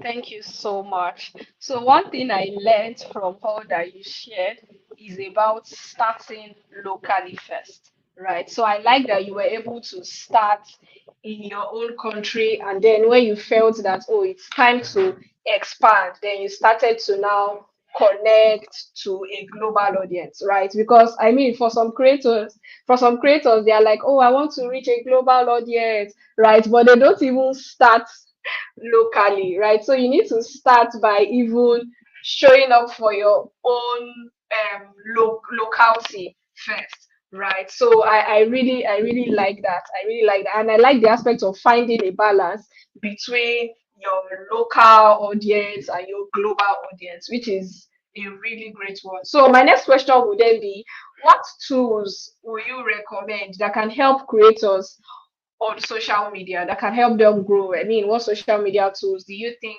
creators should be using? Social media platforms are creators on their own, creator tools on their own. If you look at Instagram, it has a whole suite for you to edit everything. If you want videos, TikTok the same, and we are seeing each and every day the social media platforms are becoming like the same, and it will reach a point I feel like everything will just be on one platform. You don't have to go to another platform. But to answer your question, I'll say this: for anybody who is looking into being a creator, and I don't want you to look at being just a local creator. By the way, right now everyone want to go international. And if you want to be an international creator, use a tool that will help you listen to your audience. When I'm talking about listening, is it will help you find a lot of information, data, to actually understand what are people consuming more, where are they, how are they interacting, what time are they doing it. And that is why I usually say use a tool like SEMrush. And gladly, by the way, I've done a very good course with SEMrush, which involves how to be able to grow your social media management. Because as a good creator, who is trying to find the right tools, you have to be a very good manager. And that is why we use tools in the first place. So I will try and send out, I don't know where I will put that link so that people can access the course so that they can actually at least understand what I mean by having a tool that will help you be able to balance everything out on your social media platforms. You don't need 10 tools, you just need one tool. Sometimes you might choose to have different tools depending on what are you exactly churning out. From number one, what are you creating? Is it a video? Is it a photo? Number two, what kind of content do you need? Do you need the text? Do you need the audio? And that is where maybe you think about, if you're, but don't ever say you don't know how to create content and we are in the AI space. We are in the AI era. You can use ChatGTP. No one said you can't use it, only that you have to be very clever to know how exactly do you make people feel like they're not reading another in today's world era. You know, those statements that you start with, we already know it's ChatGTP. You have to be a little bit smart to tweak it. And For a matter of everything, I feel like every creator should be able to listen to their audience. And I repeat that because sometimes we think about creating, we post, and then we relax.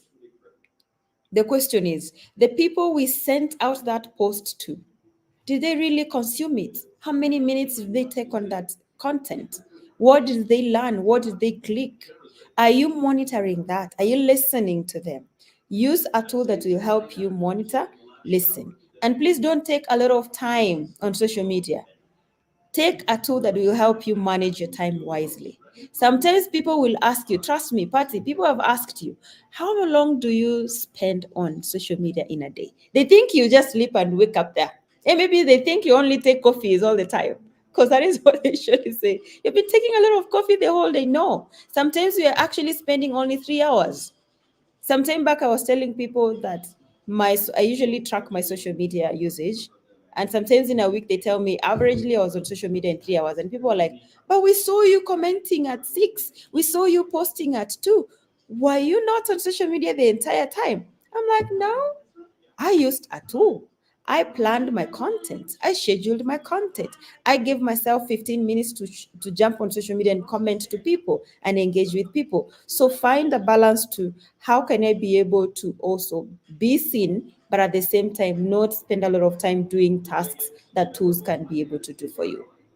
Remind me to share that course, or maybe for easy access, just go to Google, search Janet Machuka social media management course, or just search social media management course on SEMrush, and you'll be able to access that course. It helps you understand how to be able to use the tools, how you can access them, how you can create your content, how you can manage your content, and also manage your personal brand as an individual. Thank you. Thank you so much for sharing. Thank you so much for sharing. These are great tools, by the way, great tools that creators should be leveraging on, right? So the next question I will go to will then be about emerging social media trends. So what are the emerging social media trends you have noticed now that creators are paying attention to and you think will help them stay ahead in their field? Wow. I love the questions because they still make me feel like I need to constantly be on the lookout what is happening, what is trending. For me, the first trend will be about people. And the reason why I say people is because sometimes people think a community is just about growing the numbers. For me, a community is all about people. And when I talk about a community, and people might be asking, why is it still a trend? Honestly, if you're not feeding the people, who are you feeding? If you're not growing a community, who are you growing? A community, segment your community into different parts. There's some will be like, okay, these are 100,000 followers, I'm a community. But maybe in that community, we have different types of communities, the micro communities. It can be about a community of fans, a community of fellow creators who want to learn from you, a community of people who are constantly being like, okay, I want to see what I can be able to give her next, be it a client or be it somebody who wants to recommend you. So community is very key when it comes to social media trends. And if you are not part of a community, create a community. If you are not, you find that there's a community that you will have created that is already exists, collaborate. We are talking about video content, and people might be wondering, we started talking about video content a long time ago, and maybe the short videos started a long time ago, but it's still a trend. Funny thing is that I was talking to baby boomers. You know, sometimes when you're explaining things to people, they'll be like, you have to do it like a child. You're talking to a child, which is also amazing. Sometimes it teaches me a lot of patience. I was telling them, do you know we have another TikTok on LinkedIn? They're like, so TikTok has decided to bring the young people to our platform? I'm like, no, that's not what is happening. What is happening is that we are having a section on LinkedIn that actually has video formats, just like TikTok. They're like, so we are going to create videos. Now we are not going to take photos and share our. I'm like, no, it's about you trying to communicate in a way that is trendy. Where right now, sometimes I feel like, yes, as much as the younger generation is pushing a lot of trends to us, we have forgotten ourselves. We forget that we are the people who make the trends, you know? is what we consume that is pushed out as something that is viral. That's something that is being watched by most of the people, consumed by most people. So video content is coming, even on LinkedIn. For those who are worried, how can I be able to build my professional personal brand at the same time use the videos? Check on LinkedIn. It has that shot. And right now, if you look at how LinkedIn is trying to expand, they're no longer being like, oh, share your congratulatory messages, or you have joined. We're trying to diversify. And that is where you have to understand that all social media platforms have become like one huge platform, only that you need to know, where do I need to be? AI. I think that is something we can't avoid speaking about if you're talking about trends. You're seeing the content creation aspect and how it's happening on social media. And funny thing right now, if you check on YouTube and maybe check, just search Afrobeat songs or mixes, you'll find that the top videos are done by AI. Or maybe they have an AI snippet or thumbnail. That's the funniest thing, by the way. And they're doing very well. I don't know, maybe if AI is also working on the SEO, and it's doing amazing stuff for people. I'm giving actually somebody an idea out there, because I know some channels that started like 3 months ago, and right now they have over 100,000 subscribers because they're just using AI. Honestly, maybe we need to learn these things. Maybe we can also build our own platforms or profiles using the AI, which is amazing. So AI is also another trend that I feel like everyone needs to know or learn. And as much as we're using it for content creation, we're using it for video production, editing, and everything, or even audio, or audio, maybe typing. Some of us actually no longer even want to type. We're like, let's just talk and let the AI do the thing for us. Make good use of those technologies. Don't let them do all your work. Just make sure you are smarter than them. That is another thing. I can literally go to LinkedIn and read 3 or 4 posts, and if you made your or created your content with ChatGPT, I would know, because there's a tone that it has all through. So also be smart enough to use this tool to ease your work, not just to do your work. So that is a trend I feel like everyone else is talking about, and it's working for everyone, and it's working for even the businesses. And that means you need to also hop in. How can you be able to use it to create your content, fasten your time of content creation, and also connecting with the next person? Right now, we don't need to spend a lot of time doing a simple task. Otherwise, someone else will do it for you. And that is AI. They call themselves even virtual assistants. I don't know. We have seen even Instagram influencers who are bots. They are actually AI, and we can't even distinguish the two. Yeah. Thank you. Thank you so much. These were such they were so insightful, and I hope everyone watching is taking notes. See, I have my pen, I've been writing since. Anytime I'm looking down, I'm trying to write something, right? So it is important that even as we are here, as the speakers are sharing their knowledge, please, if you can take notes, right? I mean, this conference, this summit is for you, right? Thank you so much. And I like the AI that you mentioned. I always say that AI is meant to enhance our work. We are not meant to just totally rely on it. It should be an enhancer, right? So thank you so much for sharing. So yeah, we'll take a break from you and then go to Otman now.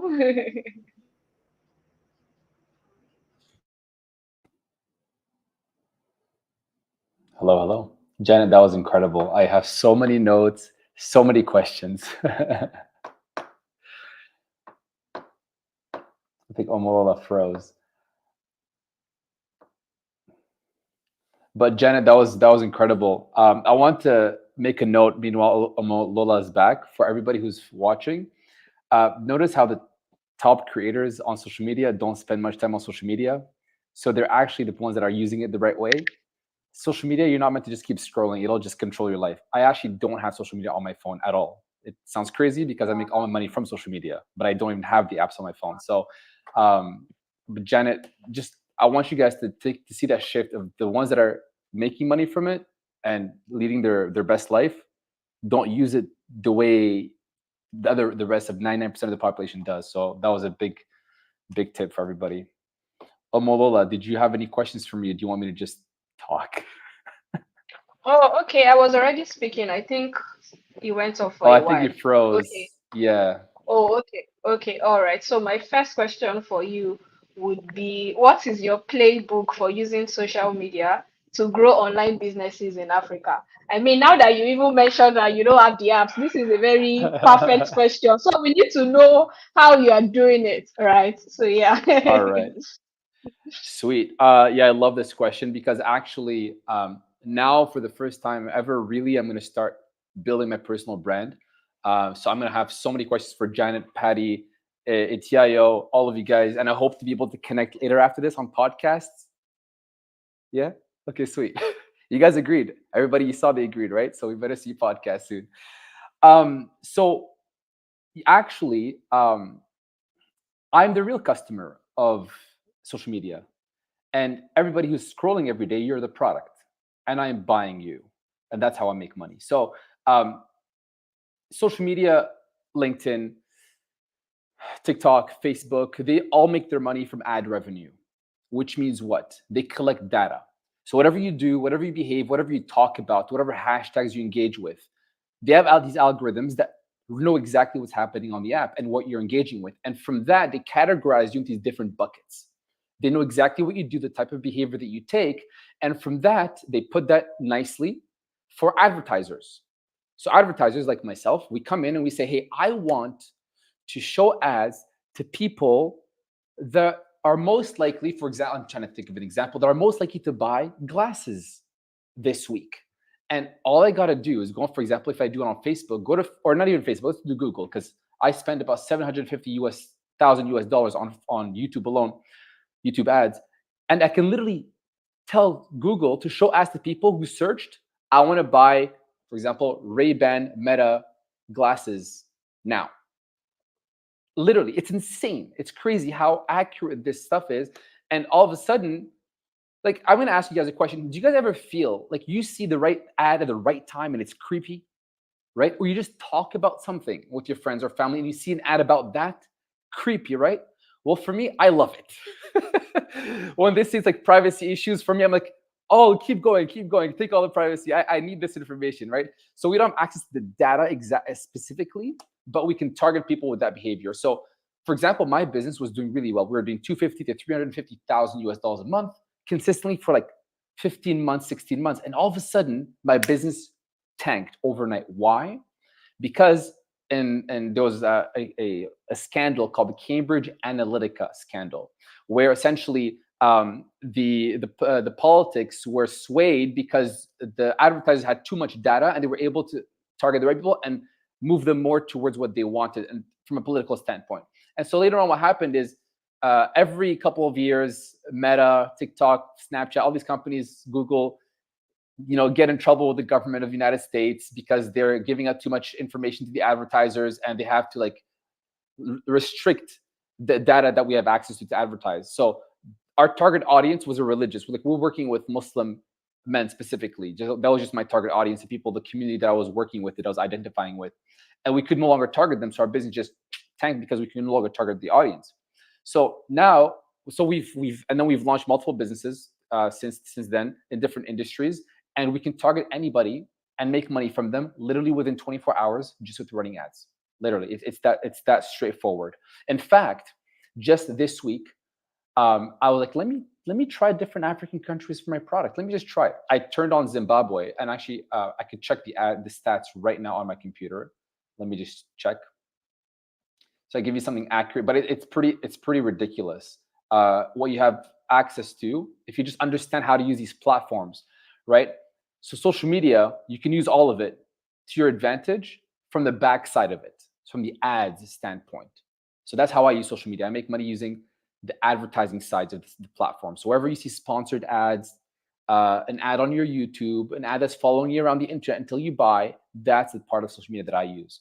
And so I told you guys, I just launched, this is insane. I'm actually going to read this out to you guys out loud. Okay. So actually, I just tested Ghana. I spent $14 in Ghana this week and made $210. That's pretty insane, right? And I'm putting small budgets because I don't know the market. I'm testing out the market. Let me give you one that Tanzania. I never even thought of advertising in Tanzania. I tested it. I spent $7.94 and I made $103.83. This is just in the past couple of days. Zimbabwe, never knew. Not as high of a margin, but I spent $7.87 and made $29. Pretty crazy how you can just, with social media, if you use it the right way, the backside of it, the advertising platforms, you can target and find your community that Jenna was talking about. You can find the right people and put the right message in front of them at the right time. And that's the easiest way to make social media work for you, especially if you have 0 followers. You don't have time to wait a year to grow your following, but you want to make money from social media. This is the fastest way to do it. You just give it a couple of dollars in exchange for the result that you want. So that's my advice to use social media to get results and grow really quickly, is use the paid side. Thank you so much for sharing. Okay, You're so welcome. now this will take me to my next question. Now that you've told us that you focus more on the advertising side of things, so what are your strategies for building sales funnels that converts viewers into buyers? Perfect. So I'm going to answer your question in a way that probably is unexpected, but if you guys are just starting out, like let's all agree that we're all talking about becoming a creator and growing our social media platform or having influence and followers because we want to run a business. That's why Janet even mentioned, like, people just want to be popular for the sake of being influencer. No, you guys, let's be honest. You're here to build a business. You're here to make money, right? And if that's really your goal, I'm going to tell you what I wish I knew when I first started. Don't build a business. Don't build a product. Don't build a funnel. You know why? Because it doesn't matter how good your funnel is. It doesn't matter how good your design is. If you don't know how to get customers to come buy from you, you're not going to make any money. Think about it. Let's take McDonald's, for example, right? It's the most successful franchise chain in the world.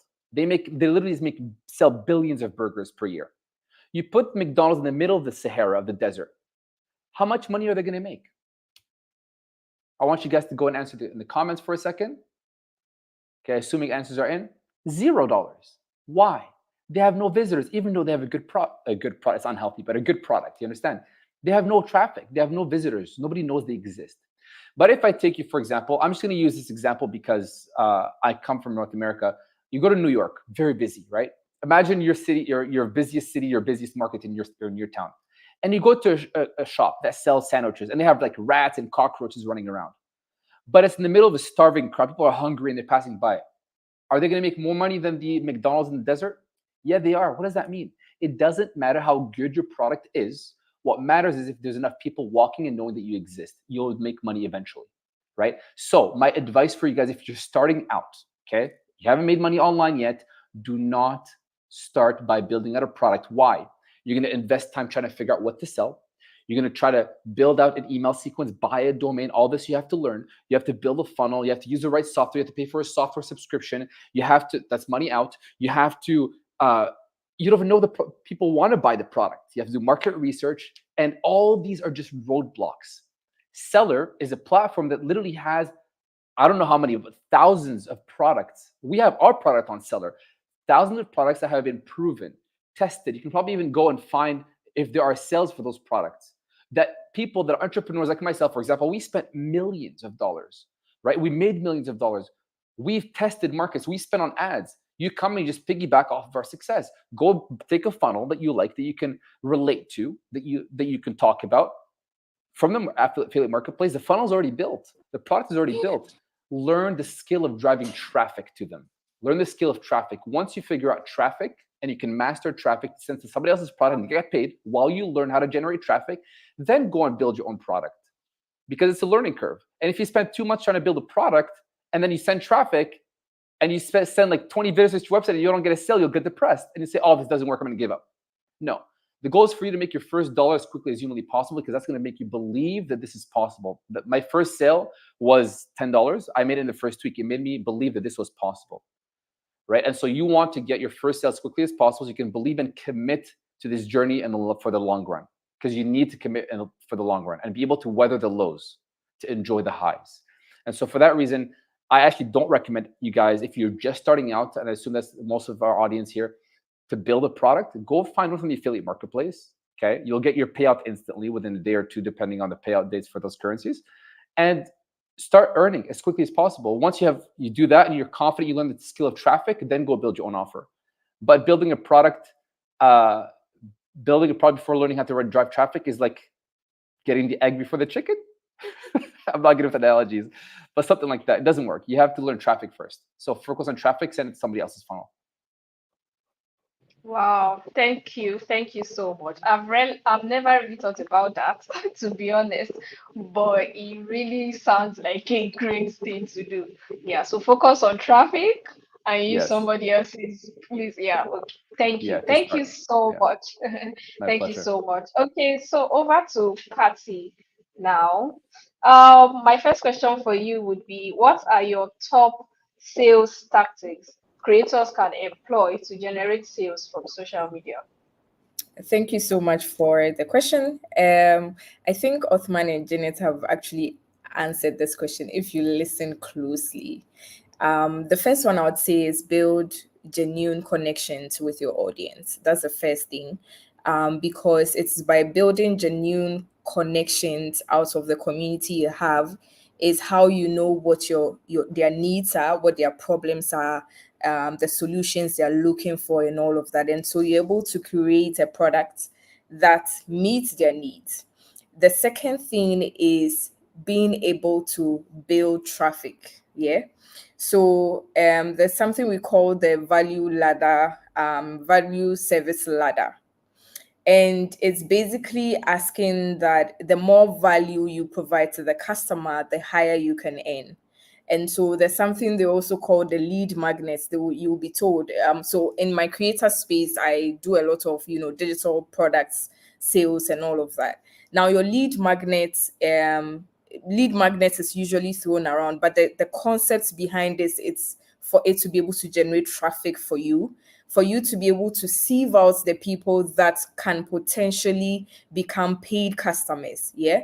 And so your content on social media is also a lead magnet. It is attracting the people that have interest, because the social media platform has a wide array of people just scrolling through, and so that person that hits the follow button most likely has found some form of value on your platform, and so would want to stay on to see what else you can offer.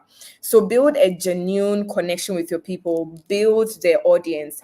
If you ask any creator, they will tell you that the longer they've been in the game, the better whatever it is they launch performs, because over time they've been able to provide value upon value upon value, and then they're able to sell to the people. We build really great connections. There are people who have been in every single thing I've launched, not because they need it necessarily, but because they're like, if it's party, I'm purchasing it because I know that there's going to be value in there. So those are the fundamental things I would need you to focus on.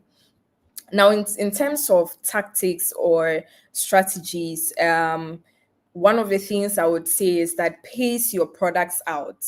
Yeah. Pace it out, give it time.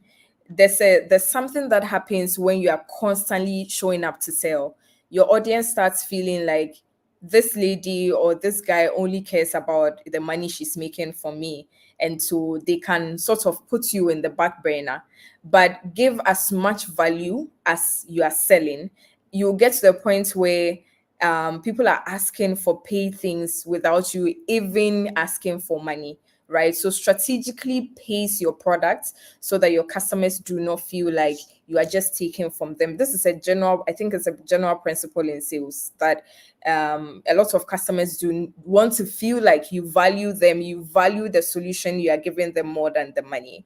Another thing I would ask is read the room, have conversations. Yeah, have conversations with these people that you are engaging with.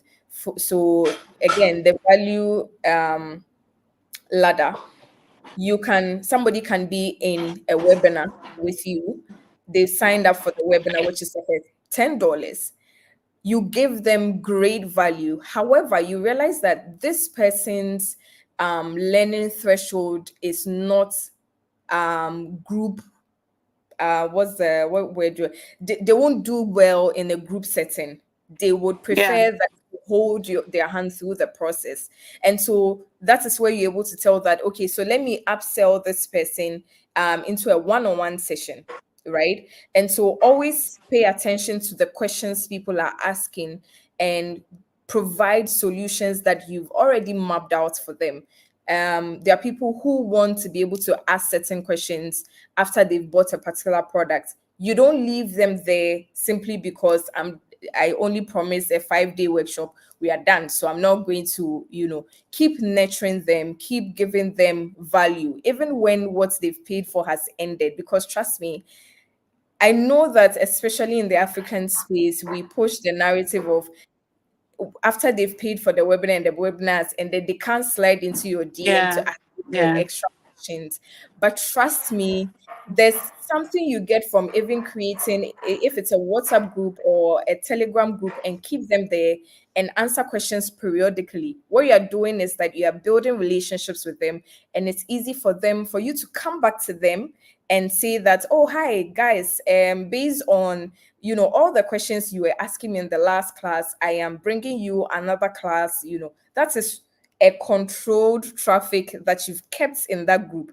But if you had just let them go, you have to market to them That makes a over and lot of over and sense. over again. Do you understand? Yeah. So let's not restrict the value we are giving to just the thing that the customer paid for, but let's give them just a little, excess.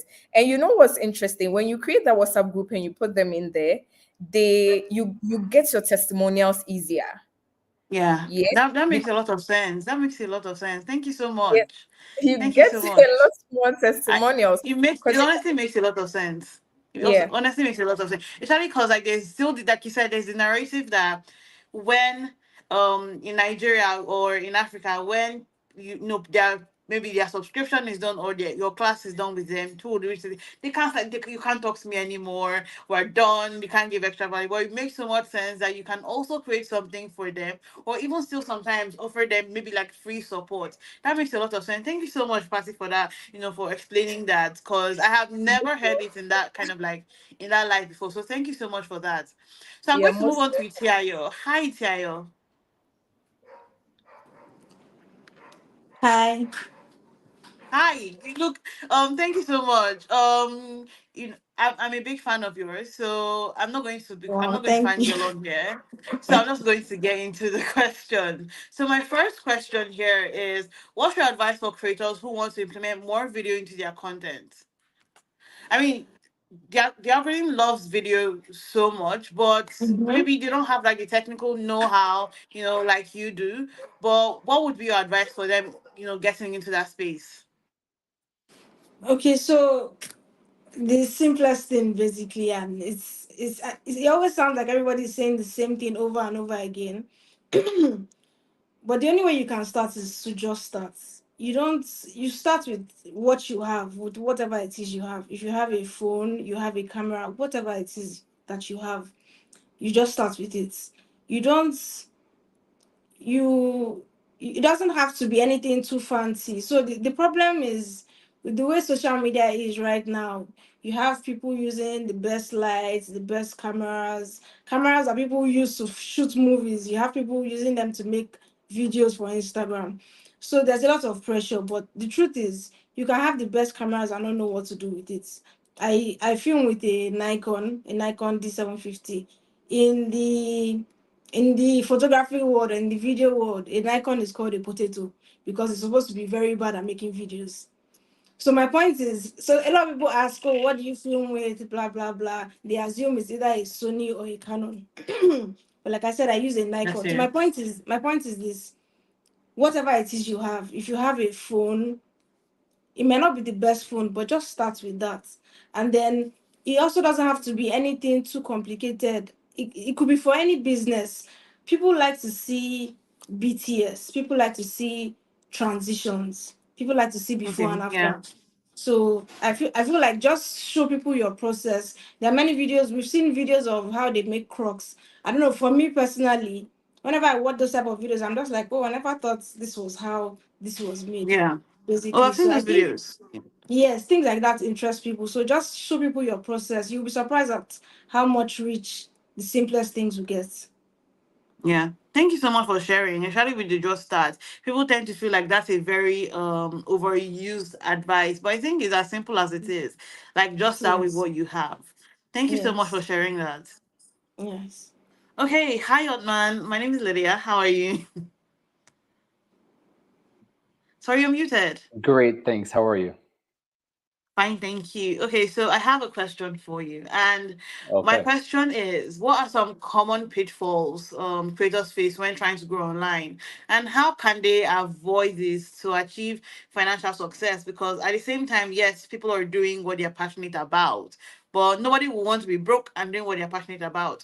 So what are some pitfalls that, people usually get into when creating content online? And how can, people on this call avoid that as they try to achieve financial success? Okay, so love the question. You know the whole thing about passion, why they say this thing, you know why people say do what you're passionate about? It's only for one reason, from what my understanding, anyways. They say do something you're passionate about because you'll never stop working on it. And because you love it so much, you'll never stop working. And therefore, it's only a matter of time before you get results. That's basically where it comes from. That makes a Technically, lot of if sense. you're I if just you're want to just stop you able to there. keep Like that makes a lot of sense. great. If you're able to just keep working and just learn to love the work, that enough and just never stop. For example, I actually wanted to start a brand and my friends are like, don't do it for entrepreneurs. I wanted to call it cockroaches. Because if you're able to be resilient, as much as a cockroach, just never be killed and never stop working and keep getting up and just keep coming back. You know, it's the oldest species since the era of the dinosaurs. They're still around. If you're able to keep working and no matter, it doesn't matter, Rocky Balboa said, it doesn't matter how hard you get hit. What matters is how many times you keep getting back up. If you're able to do that, you'll win. Guaranteed. It's not, I'm a university dropout. I never finished school. I grew up with a single mother. I met my dad 5 years ago. All of a sudden, I have 4 little siblings I never knew I had. So it doesn't matter what hand you're dealt. It doesn't matter where you live. We have the internet. We have AI. You can access customers all around the world. And I heard Janice saying, like, we want to access customers globally. Why? I'm leaving globally and I'm coming to Africa, right? There's money everywhere, right? The limitations are in our heads. And so passion, pursue your passion. You'll never quit and you could probably make money in it. There are crazy amount of niches or niches around the globe, and you just go on Google and search the niches, and as long as there are people there, you can sell something to them. People are buying the weirdest things. So whatever your passion is, it's only the people say that just because normally when it's your passion, you just are able to withstand failures a little bit longer. That's why it's there. That's why people say that. So as long as, for me, it's just my I just love the challenge of entrepreneurship. I love the game. I just love it so much, and that's what keeps me going. I'll just never quit. I'm not able to. Sometimes I'll joke to my wife, I'm like, I'm done. I quit. I'm done with this. I can't do this anymore. 2 minutes later, I'm like at my computer just working. So as long as you're able to keep working and withstand the failures, you're fine. And so that's that first part of the question. Second part was how to face common pitfalls. To make cash is what you said, to make money. Honestly, it's just not knowing where to start. I feel like people are starting at the wrong place.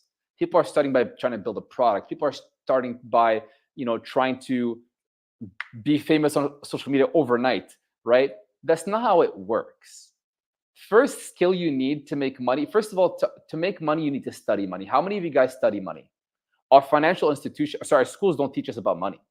They don't teach us how to make money. They don't teach us how to keep it, right? I made millions. I lived in the tallest building in the world, Burj Khalifa, and I lost everything. I know how to make it. I don't know how to keep it yet. I'm still trying to learn that part. I have so much to learn. It's crazy. I'm so much behind what I could be, and I'm ahead what I used to be. So wherever you are, be proud of the fact that you are here listening to this. You're already in a good place. I'm sure you last year, 2 years ago, 3 years ago, didn't even know about this kind of stuff. You're in a good spot. So the next advice would be really just know where to start, right? There's a lot of advice out there. Unfortunately, there's information on YouTube, but it's free. They don't really benefit. They really want the ad revenue. They don't really make any money from you. So they're not going to give you the best advice, right? Unfortunately, you got to pay to play. Unfortunately, like my first purchase, I borrowed money from my mom's credit card. Very difficult, especially as a proud man, to borrow money from mama. Embarrassing. I did it, but then I stepped up to the plate. I made $53,000 in 3 weeks. I know it sounds crazy. It was crazy to me too. It still is today to say that, right? You have to pay to play. Invest in a course, whether it's $2, $5, $10, whatever is within your means, you have to pay. You need the pain of pulling money out of your pocket, money that feels difficult to pull out. The more difficult it is to pull out, the more you're going to commit and the more you're going to show up. Because the truth is, like for example, a good friend of mine and a mentor, you guys probably know Russell Brunson, the founder of ClickFunnels. He said he had in his inner circle when he first launched it. I was in it the past year, but when he first launched his inner circle, these are people that made over $1 million in a single funnel with a single product. He charged $50,000 for that. And when he invited his friends and family to join in, and then people that paid $50,000 all had the same information. Those that didn't pay didn't get any results, and those that did pay went on to build incredible businesses. You have to pay. It has to hurt a little bit. It has to. Stop looking for freebies. Stop trying to get everything for free. Go pull out some money. You don't have any, borrow it. Feel the embarrassment of borrowing money. Go borrow some money and pay for something. Pay for knowledge. That's number one. Second thing I'm going to tell you right now to really help you shortcut your success, don't go buy a product and teach you how to build a product from scratch, because that's going to take time. It's not going to work the first time. Since my last product and the new product that's working, I spent $200,000 and lost it all trying to build products and failed. Okay, it's not easy. Go find a product that's already working. Go to seller, affiliate platform. Go find something that's already working and learn the skill of traffic. Because if you learn how to build a product, okay, now you make amazing products. Cool. So what? It doesn't put money in your bank. It's not going to feed you. It's not going to pay your rent. It's not going to pay your bills. You need to pay your bills. You need to go and feel good about yourself. You need a little dopamine hit. You got to feel good. You got to feel like it's working. You got to feel like you have momentum in order to be able to last. Okay, so the goal is for you to make your first dollar. I don't care if it's 10 or 100. No, I want you to make $1 as quickly as humanly possible. The fastest way to do it is today. Go to the affiliate platform on Seller. Go find a product, low ticket, something cheap, $3, $2, $5. Because the lower the ticket, the higher the purchase rate. So you'll get that first win fast. Yeah, that's number one. And then the easiest thing you can do, honestly, is go and take a product that's from the platform that has a lot of searches or whatever. Go on YouTube. Do a quick short video or a quick YouTube video and say, this product review, or buy it yourself and go do a quick little review on it. Why? Because so many people are trying to buy that product, but they're like, I'm not sure. I need to go search information about it. They'll go search online. Hey, review about this product. They'll find your video. They'll click on your affiliate link in your comment and they'll buy. That is the fastest way you can make your first sale. Fastest way. Learn traffic first. Learn traffic. Once you control traffic, you can control buyers. You can control buyers. And it's just an optimization and margins to make more money, and customer success and customer satisfaction to increase the longevity of your business. But the first skill you need to make money is learning how to control traffic. Once you control traffic, you can either sell it as a service as an agency, you can rent to somebody else's affiliate offer, or you can run it for your own products. But traffic is more important than learning how to build a product. So the first thing you need to do, go find an offer on the seller. You don't have any more money to spend on paid ads? That's fine. Go on YouTube, Instagram, TikTok, make a quick little video reviewing that product. Buy it first. I actually recommend you buy it first. $3, $5. Look at it, make an honest review, put the affiliate link in your comments, and you'll make money within the next 7 days. You can come back and thank me. I'll look forward to your DM on Instagram. Say, often, thank you so much. I did what you said last week on the seller platform and it worked. Thank you. Just do that. Once you do that, you will be able to last and just keep going. I hope that helps. Okay, thank you so much for that. That made a lot of sense. I really like what you said about passion, because what people say, oh, do what you're passionate about and you never work a day in your life. And people always say, oh, that doesn't sound right. And then hearing you say, oh, do what you're passionate about because you're going to keep working on it, because you're so interested in it, you will keep working on it. Thank you so much. Thank you. That was really, really amazing. My pleasure. Itaya, back to you. Back to you. Like I said, I'm a fangirl. And one of my favorite things about you is not the video quality, it's not the angles, it is the storytelling. All right, it is the storytelling. And my next question would be, what's your Thank advice you. for, my pleasure. My next question for you is: what's your advice for developing your story muscle? To how what would you advise someone like me who's trying to get better at storytelling, regardless of the niche? Okay, so this is a difficult one for me because I feel like I'm still learning storytelling basically. But I think what has helped me is just stripping down my message to like the basics. So I do more vlogs. Yeah, I do more vlogs basically, and then so for my vlogs, I did an out. So I do an outline, basically like a script. Okay, It's scripting, but it's not. Sorry, I have a code. verbal. That's fine. It's Sorry. scripting, but it's not so detailed. It's not as big of a deal as it sounds. So I just break down everything I want to pass across. I break them down into little lines basically. So I want my followers to I want whoever is watching the video to be able to tell what is going on. I don't want to just Okay. jump from one scene to the other and then you're Yeah. wondering if let's take for example as simple as a morning routine. You wake up, you wash your face, have your bath, brush, have breakfast. That's basically what we are doing. And then you want to break it down to simple tasks. This is what I do. I break it down to simple tasks. So the first thing I'm going to do, I write it down into a simple line, so it's as straightforward as possible.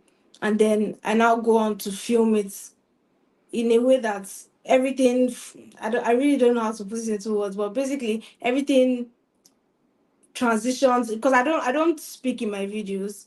I use just Yeah. visuals. I don't talk in my videos. So I want you to be able to sit down and watch and understand everything that is going on. So my advice to you would be to write down your story, whatever the message it is you want to pass across, and look for ways for visuals that can tell that story. Simple visuals, doesn't have to be anything too deep. Fancy. Just simple Yeah. visuals, basically. Write it out line by line as much as possible. Each message you want to pass across, each line, translate it into a visual. That's the best way I can put it. And then now go ahead to film it.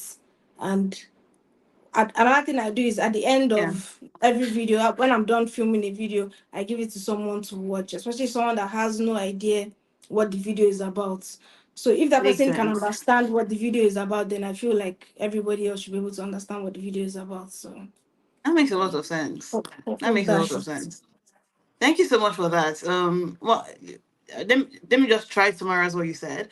You said breaking, what you want to film into simple tasks, basically, into making it chronological, so people who are kind of like who are watching are able to understand, what's going on. So let me give an example, and you tell me if this is right. For example, if I wanted to shoot a day in my life, instead of if I wanted to be very intentional with how I shot it, I would literally just break it down into the things I would usually do in a day in my life, from praying to maybe going to brush my teeth, drinking coffee, whatever, like, and just kind of like. Thank you so much. That made a lot of sense actually, because I think for Thank most you. people are just trying to shoot like so many things at the same time, and sometimes it loses context. So thank you so much for sharing that. Okay, I'm going to go back to Janet. Hi, Janet. Hello, how are you doing? I'm doing fantastic. Hello. Okay, great. So you spoke about the use of AI, and I found that really intriguing even before I joined the call. I found that really intriguing. So I guess my next question for you would be, how do you currently feel about how AI is being used in like the creator community? Not just in the sense of just writing, but when it comes to like other things of like, let's say, image generation, video generation, how do you feel about it as a creator?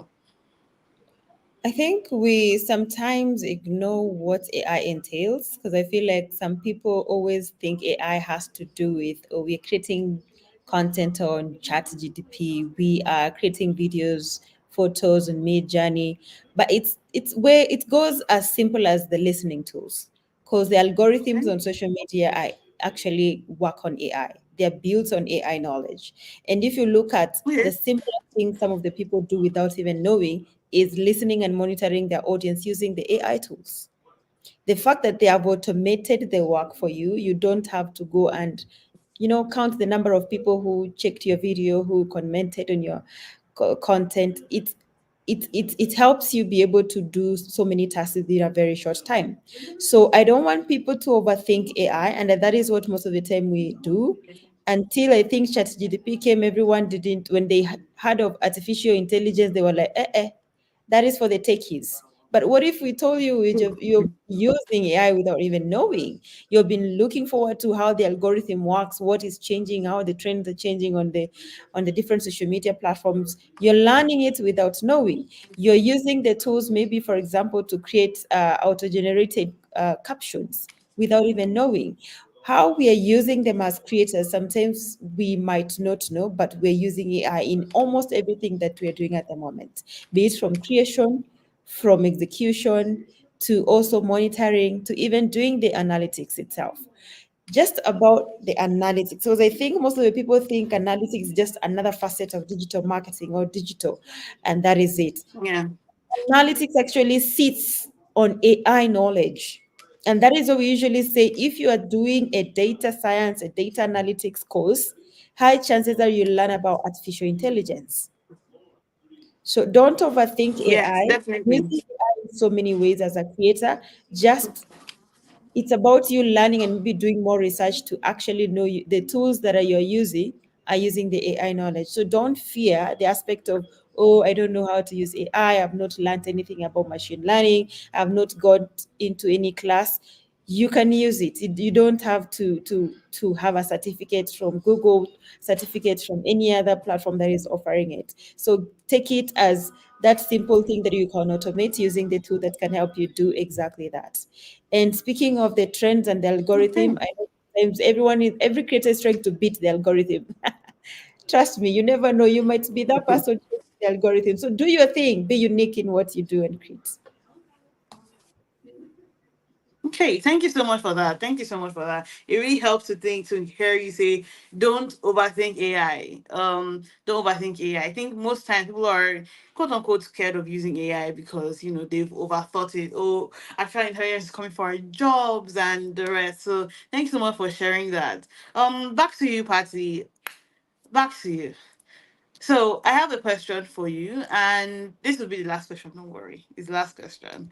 Um, my question for you would be: in what ways would you say personal branding has helped you grow your business, and how do you think other creators and business owners can also leverage personal branding?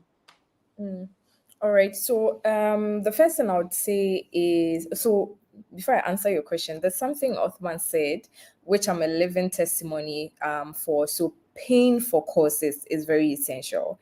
The side of paying for courses that has helped me is so everybody has like a terror barrier or a threshold on the amount of money you can spend, and the amount of money you can spend on a course influences how much you can charge. Yes. So the first time I paid for a book study, it was $350,350, which is a lot of money if you are in Africa. It's a lot of money. And it was just for an eight Yeah. week book study. But that did a lot for me mentally when it comes to making money, because I knew that once I had paid somebody for it, I can also be paid for that. So it's very important that we do a lot of mindset things as creators as well. It's not only limited to all the heavy lifting that we are doing on social media. So let's break those limiting beliefs we have as creators. Personal branding is key, Thank you so much for not that. only on as a creator, but everything and anything at all, because now even the corporate bodies are hiring people that have proof of their expertise. Yeah, we are saying that we everybody now wants to hire somebody that can actually do the work, not just your CV saying all the nice and fancy stuff. We want to have proof that you can actually bring the transformation we are looking for in our business, or in the Yeah. in whatever space we are looking to put you in. So the first thing is, first of all, positioning yourself as a thought leader or as an authority in whatever space you find yourself. As a creator, especially for those that are looking to bag brand partnerships and all of that, your personal branding is what speaks for you when you are not in the room. When the agencies and the brands are having conversation, there are key things they are looking out for. Does this person's brand align with the campaign we are running? Does this person's, character? Because sometimes you can have awesome content, you can create awesome things, but maybe the way you speak is not in alignment with the brand's values, and so they will not go with you as a choice. And so you'll be wondering, how come I am doing all these awesome things and I'm not being chosen? It is your personal branding. So how do you want to be perceived as an individual, especially in rooms that you are not in, so that you are ranked up there? Personal branding has helped me in so many ways. I wouldn't be in Ghana and my face would be on a billboard in Nigeria. Like, how is that possible if I didn't build my personal brand and then Yeah. establish authentic conversations, authentic relationships with people. So Milton and I became friends. We've never met. So Milton is the CMO of Seller. We've never met in person. We've just been engaging online, and we are constantly having conversations about, being creators. We are talking about Seller. If I have any challenge, I'm having conversations with him. So apart from me being online and showing my expertise, I've also been able to establish a relationship with the key people in the places that I would want to be in someday. So if I happen to find myself in Rwanda, or I happen to find myself in in Kenya, I would give Janet a call, because based on the personal brand we've both built, we'll be able to establish, some level of The connection. relationship. I can't Yeah. reach out to Janet if I don't have any form. If I don't impress her on this call, I can't reach out to Janet, Itiayo, or Othman. It just, they won't mind me. They will just treat me as any other person, that doesn't have any value to offer. But I can see for a fact that everybody in any space is looking for an ally in another country, in another city. And one of the ways you Definitely. can position yourself as that is by building your personal brand. Building my personal brand now, I fully fund my lifestyle. I'm a single lady. I don't have any sugar daddy. I don't have a dad who's pumping money into my business. Everything is funded by my expertise, and that is by intentionally building my personal brand and attracting opportunities that pay. Yeah. Thank you so much. Thank you so much.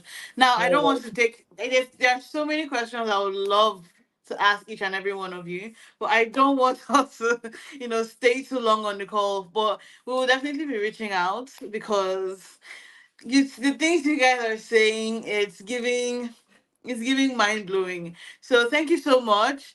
Thank you so much for honoring our invite. Thank you so much for being a part of this summit. It's something we work very hard on every year to produce. And thank you so much. Thank you so much for coming and for sharing your values with the African creators across the globe. So thank you so much, Otman. Thank you so much, Jenna. Thank you so much, Patty. Thank you so much, Itio. I give you thank you. So many thank yous from Milton and from Douglas. So thank you so much. All right. Okay, so we've come to the end of the summit, and it has been a day, you guys. It's been a day, and I am very excited. I don't know if you are, but I know I'm very excited because of many reasons. Number one, there is day two. So if you think you enjoyed day one, you're on for a journey tomorrow. At tomorrow's session, we are having amazing, amazing speakers. We're having amazing speakers like Jennifer Imion, the the head of operations at Maven's Record. Now, if you know Maven's Record, you know Don Jazzy. We're having his head of operations here tomorrow, and I am so excited because I want to know what happens in Maven's. Everybody wants to know what happens, and tomorrow she'll be sharing the tea. All right. Tomorrow we also have some other amazing sessions, and we'll be dropping the schedule today. So just check our page to see that. Now, I know I cannot leave you guys without, you know, I cannot leave you guys without the gift. Santa Lydia is here, and I definitely cannot leave you guys without the gift. So if you're ready, just comment a heart, comment your favorite emoji. I want to know you're still here, that you're still here for us. Comment your emojis. I'm so excited if you're still here. Okay, so let's get. I'm commenting hearts and loves and rocket shapes from where I am. So what are you commenting? So drop a comment, drop an emoji in the comment section. Divine knows me, Santa Lydia. Yeah. Aline, okay, she dropped the heart emojis. Chris is waving to me. Amion is Imran said he's ready to collect our money. So Olinka to me, hi. Jennifer, hi. Everybody is here. Okay.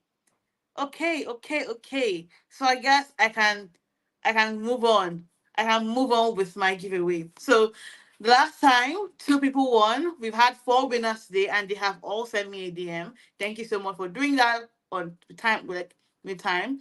So our last giveaway session is going to start now, and this time it's a lot easier. Now, I don't know what social media platform you're on, but comment, are you on Twitter or are you on Instagram? Which one is faster for you? Twitter or Instagram? Twitter or Instagram? You have to comment fast because time waits for no one, and this giveaway money waits for literally nobody. So comment what social media platform you currently use. And there is something for you there. So today's giveaway session is this evening's giveaway session rather is going to be very easy. We've made a post, or making a post in 4 minutes, exactly 4 minutes. And you have to guess who our special guest is. I'm not going to tell you because the answer is juicy. So the trick is you check our post out on Instagram.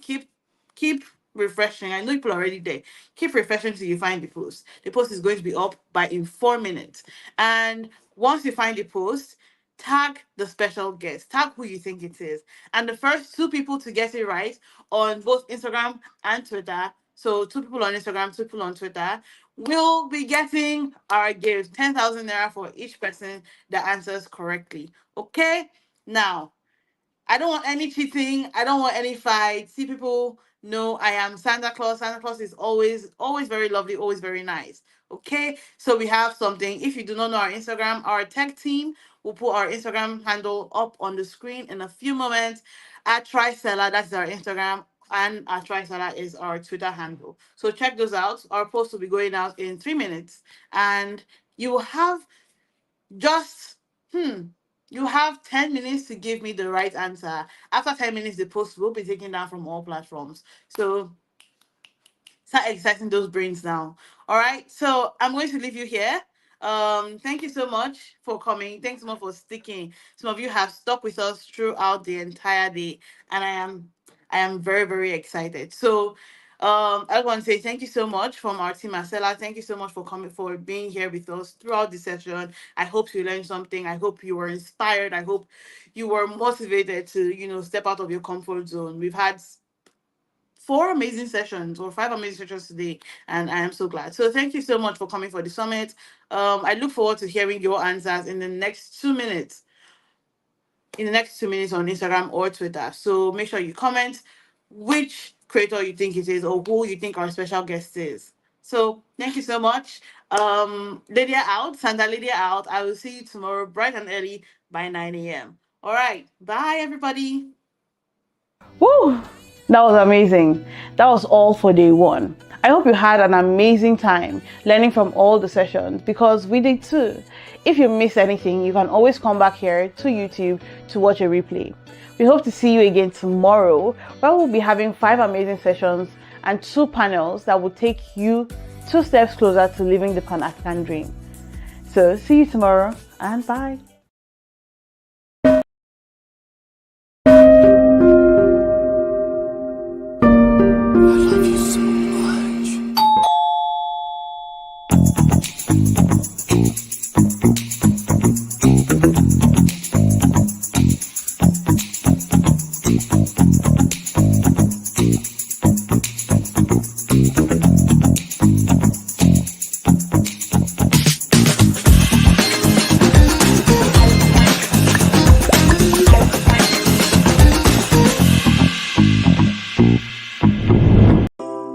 creator is a lot.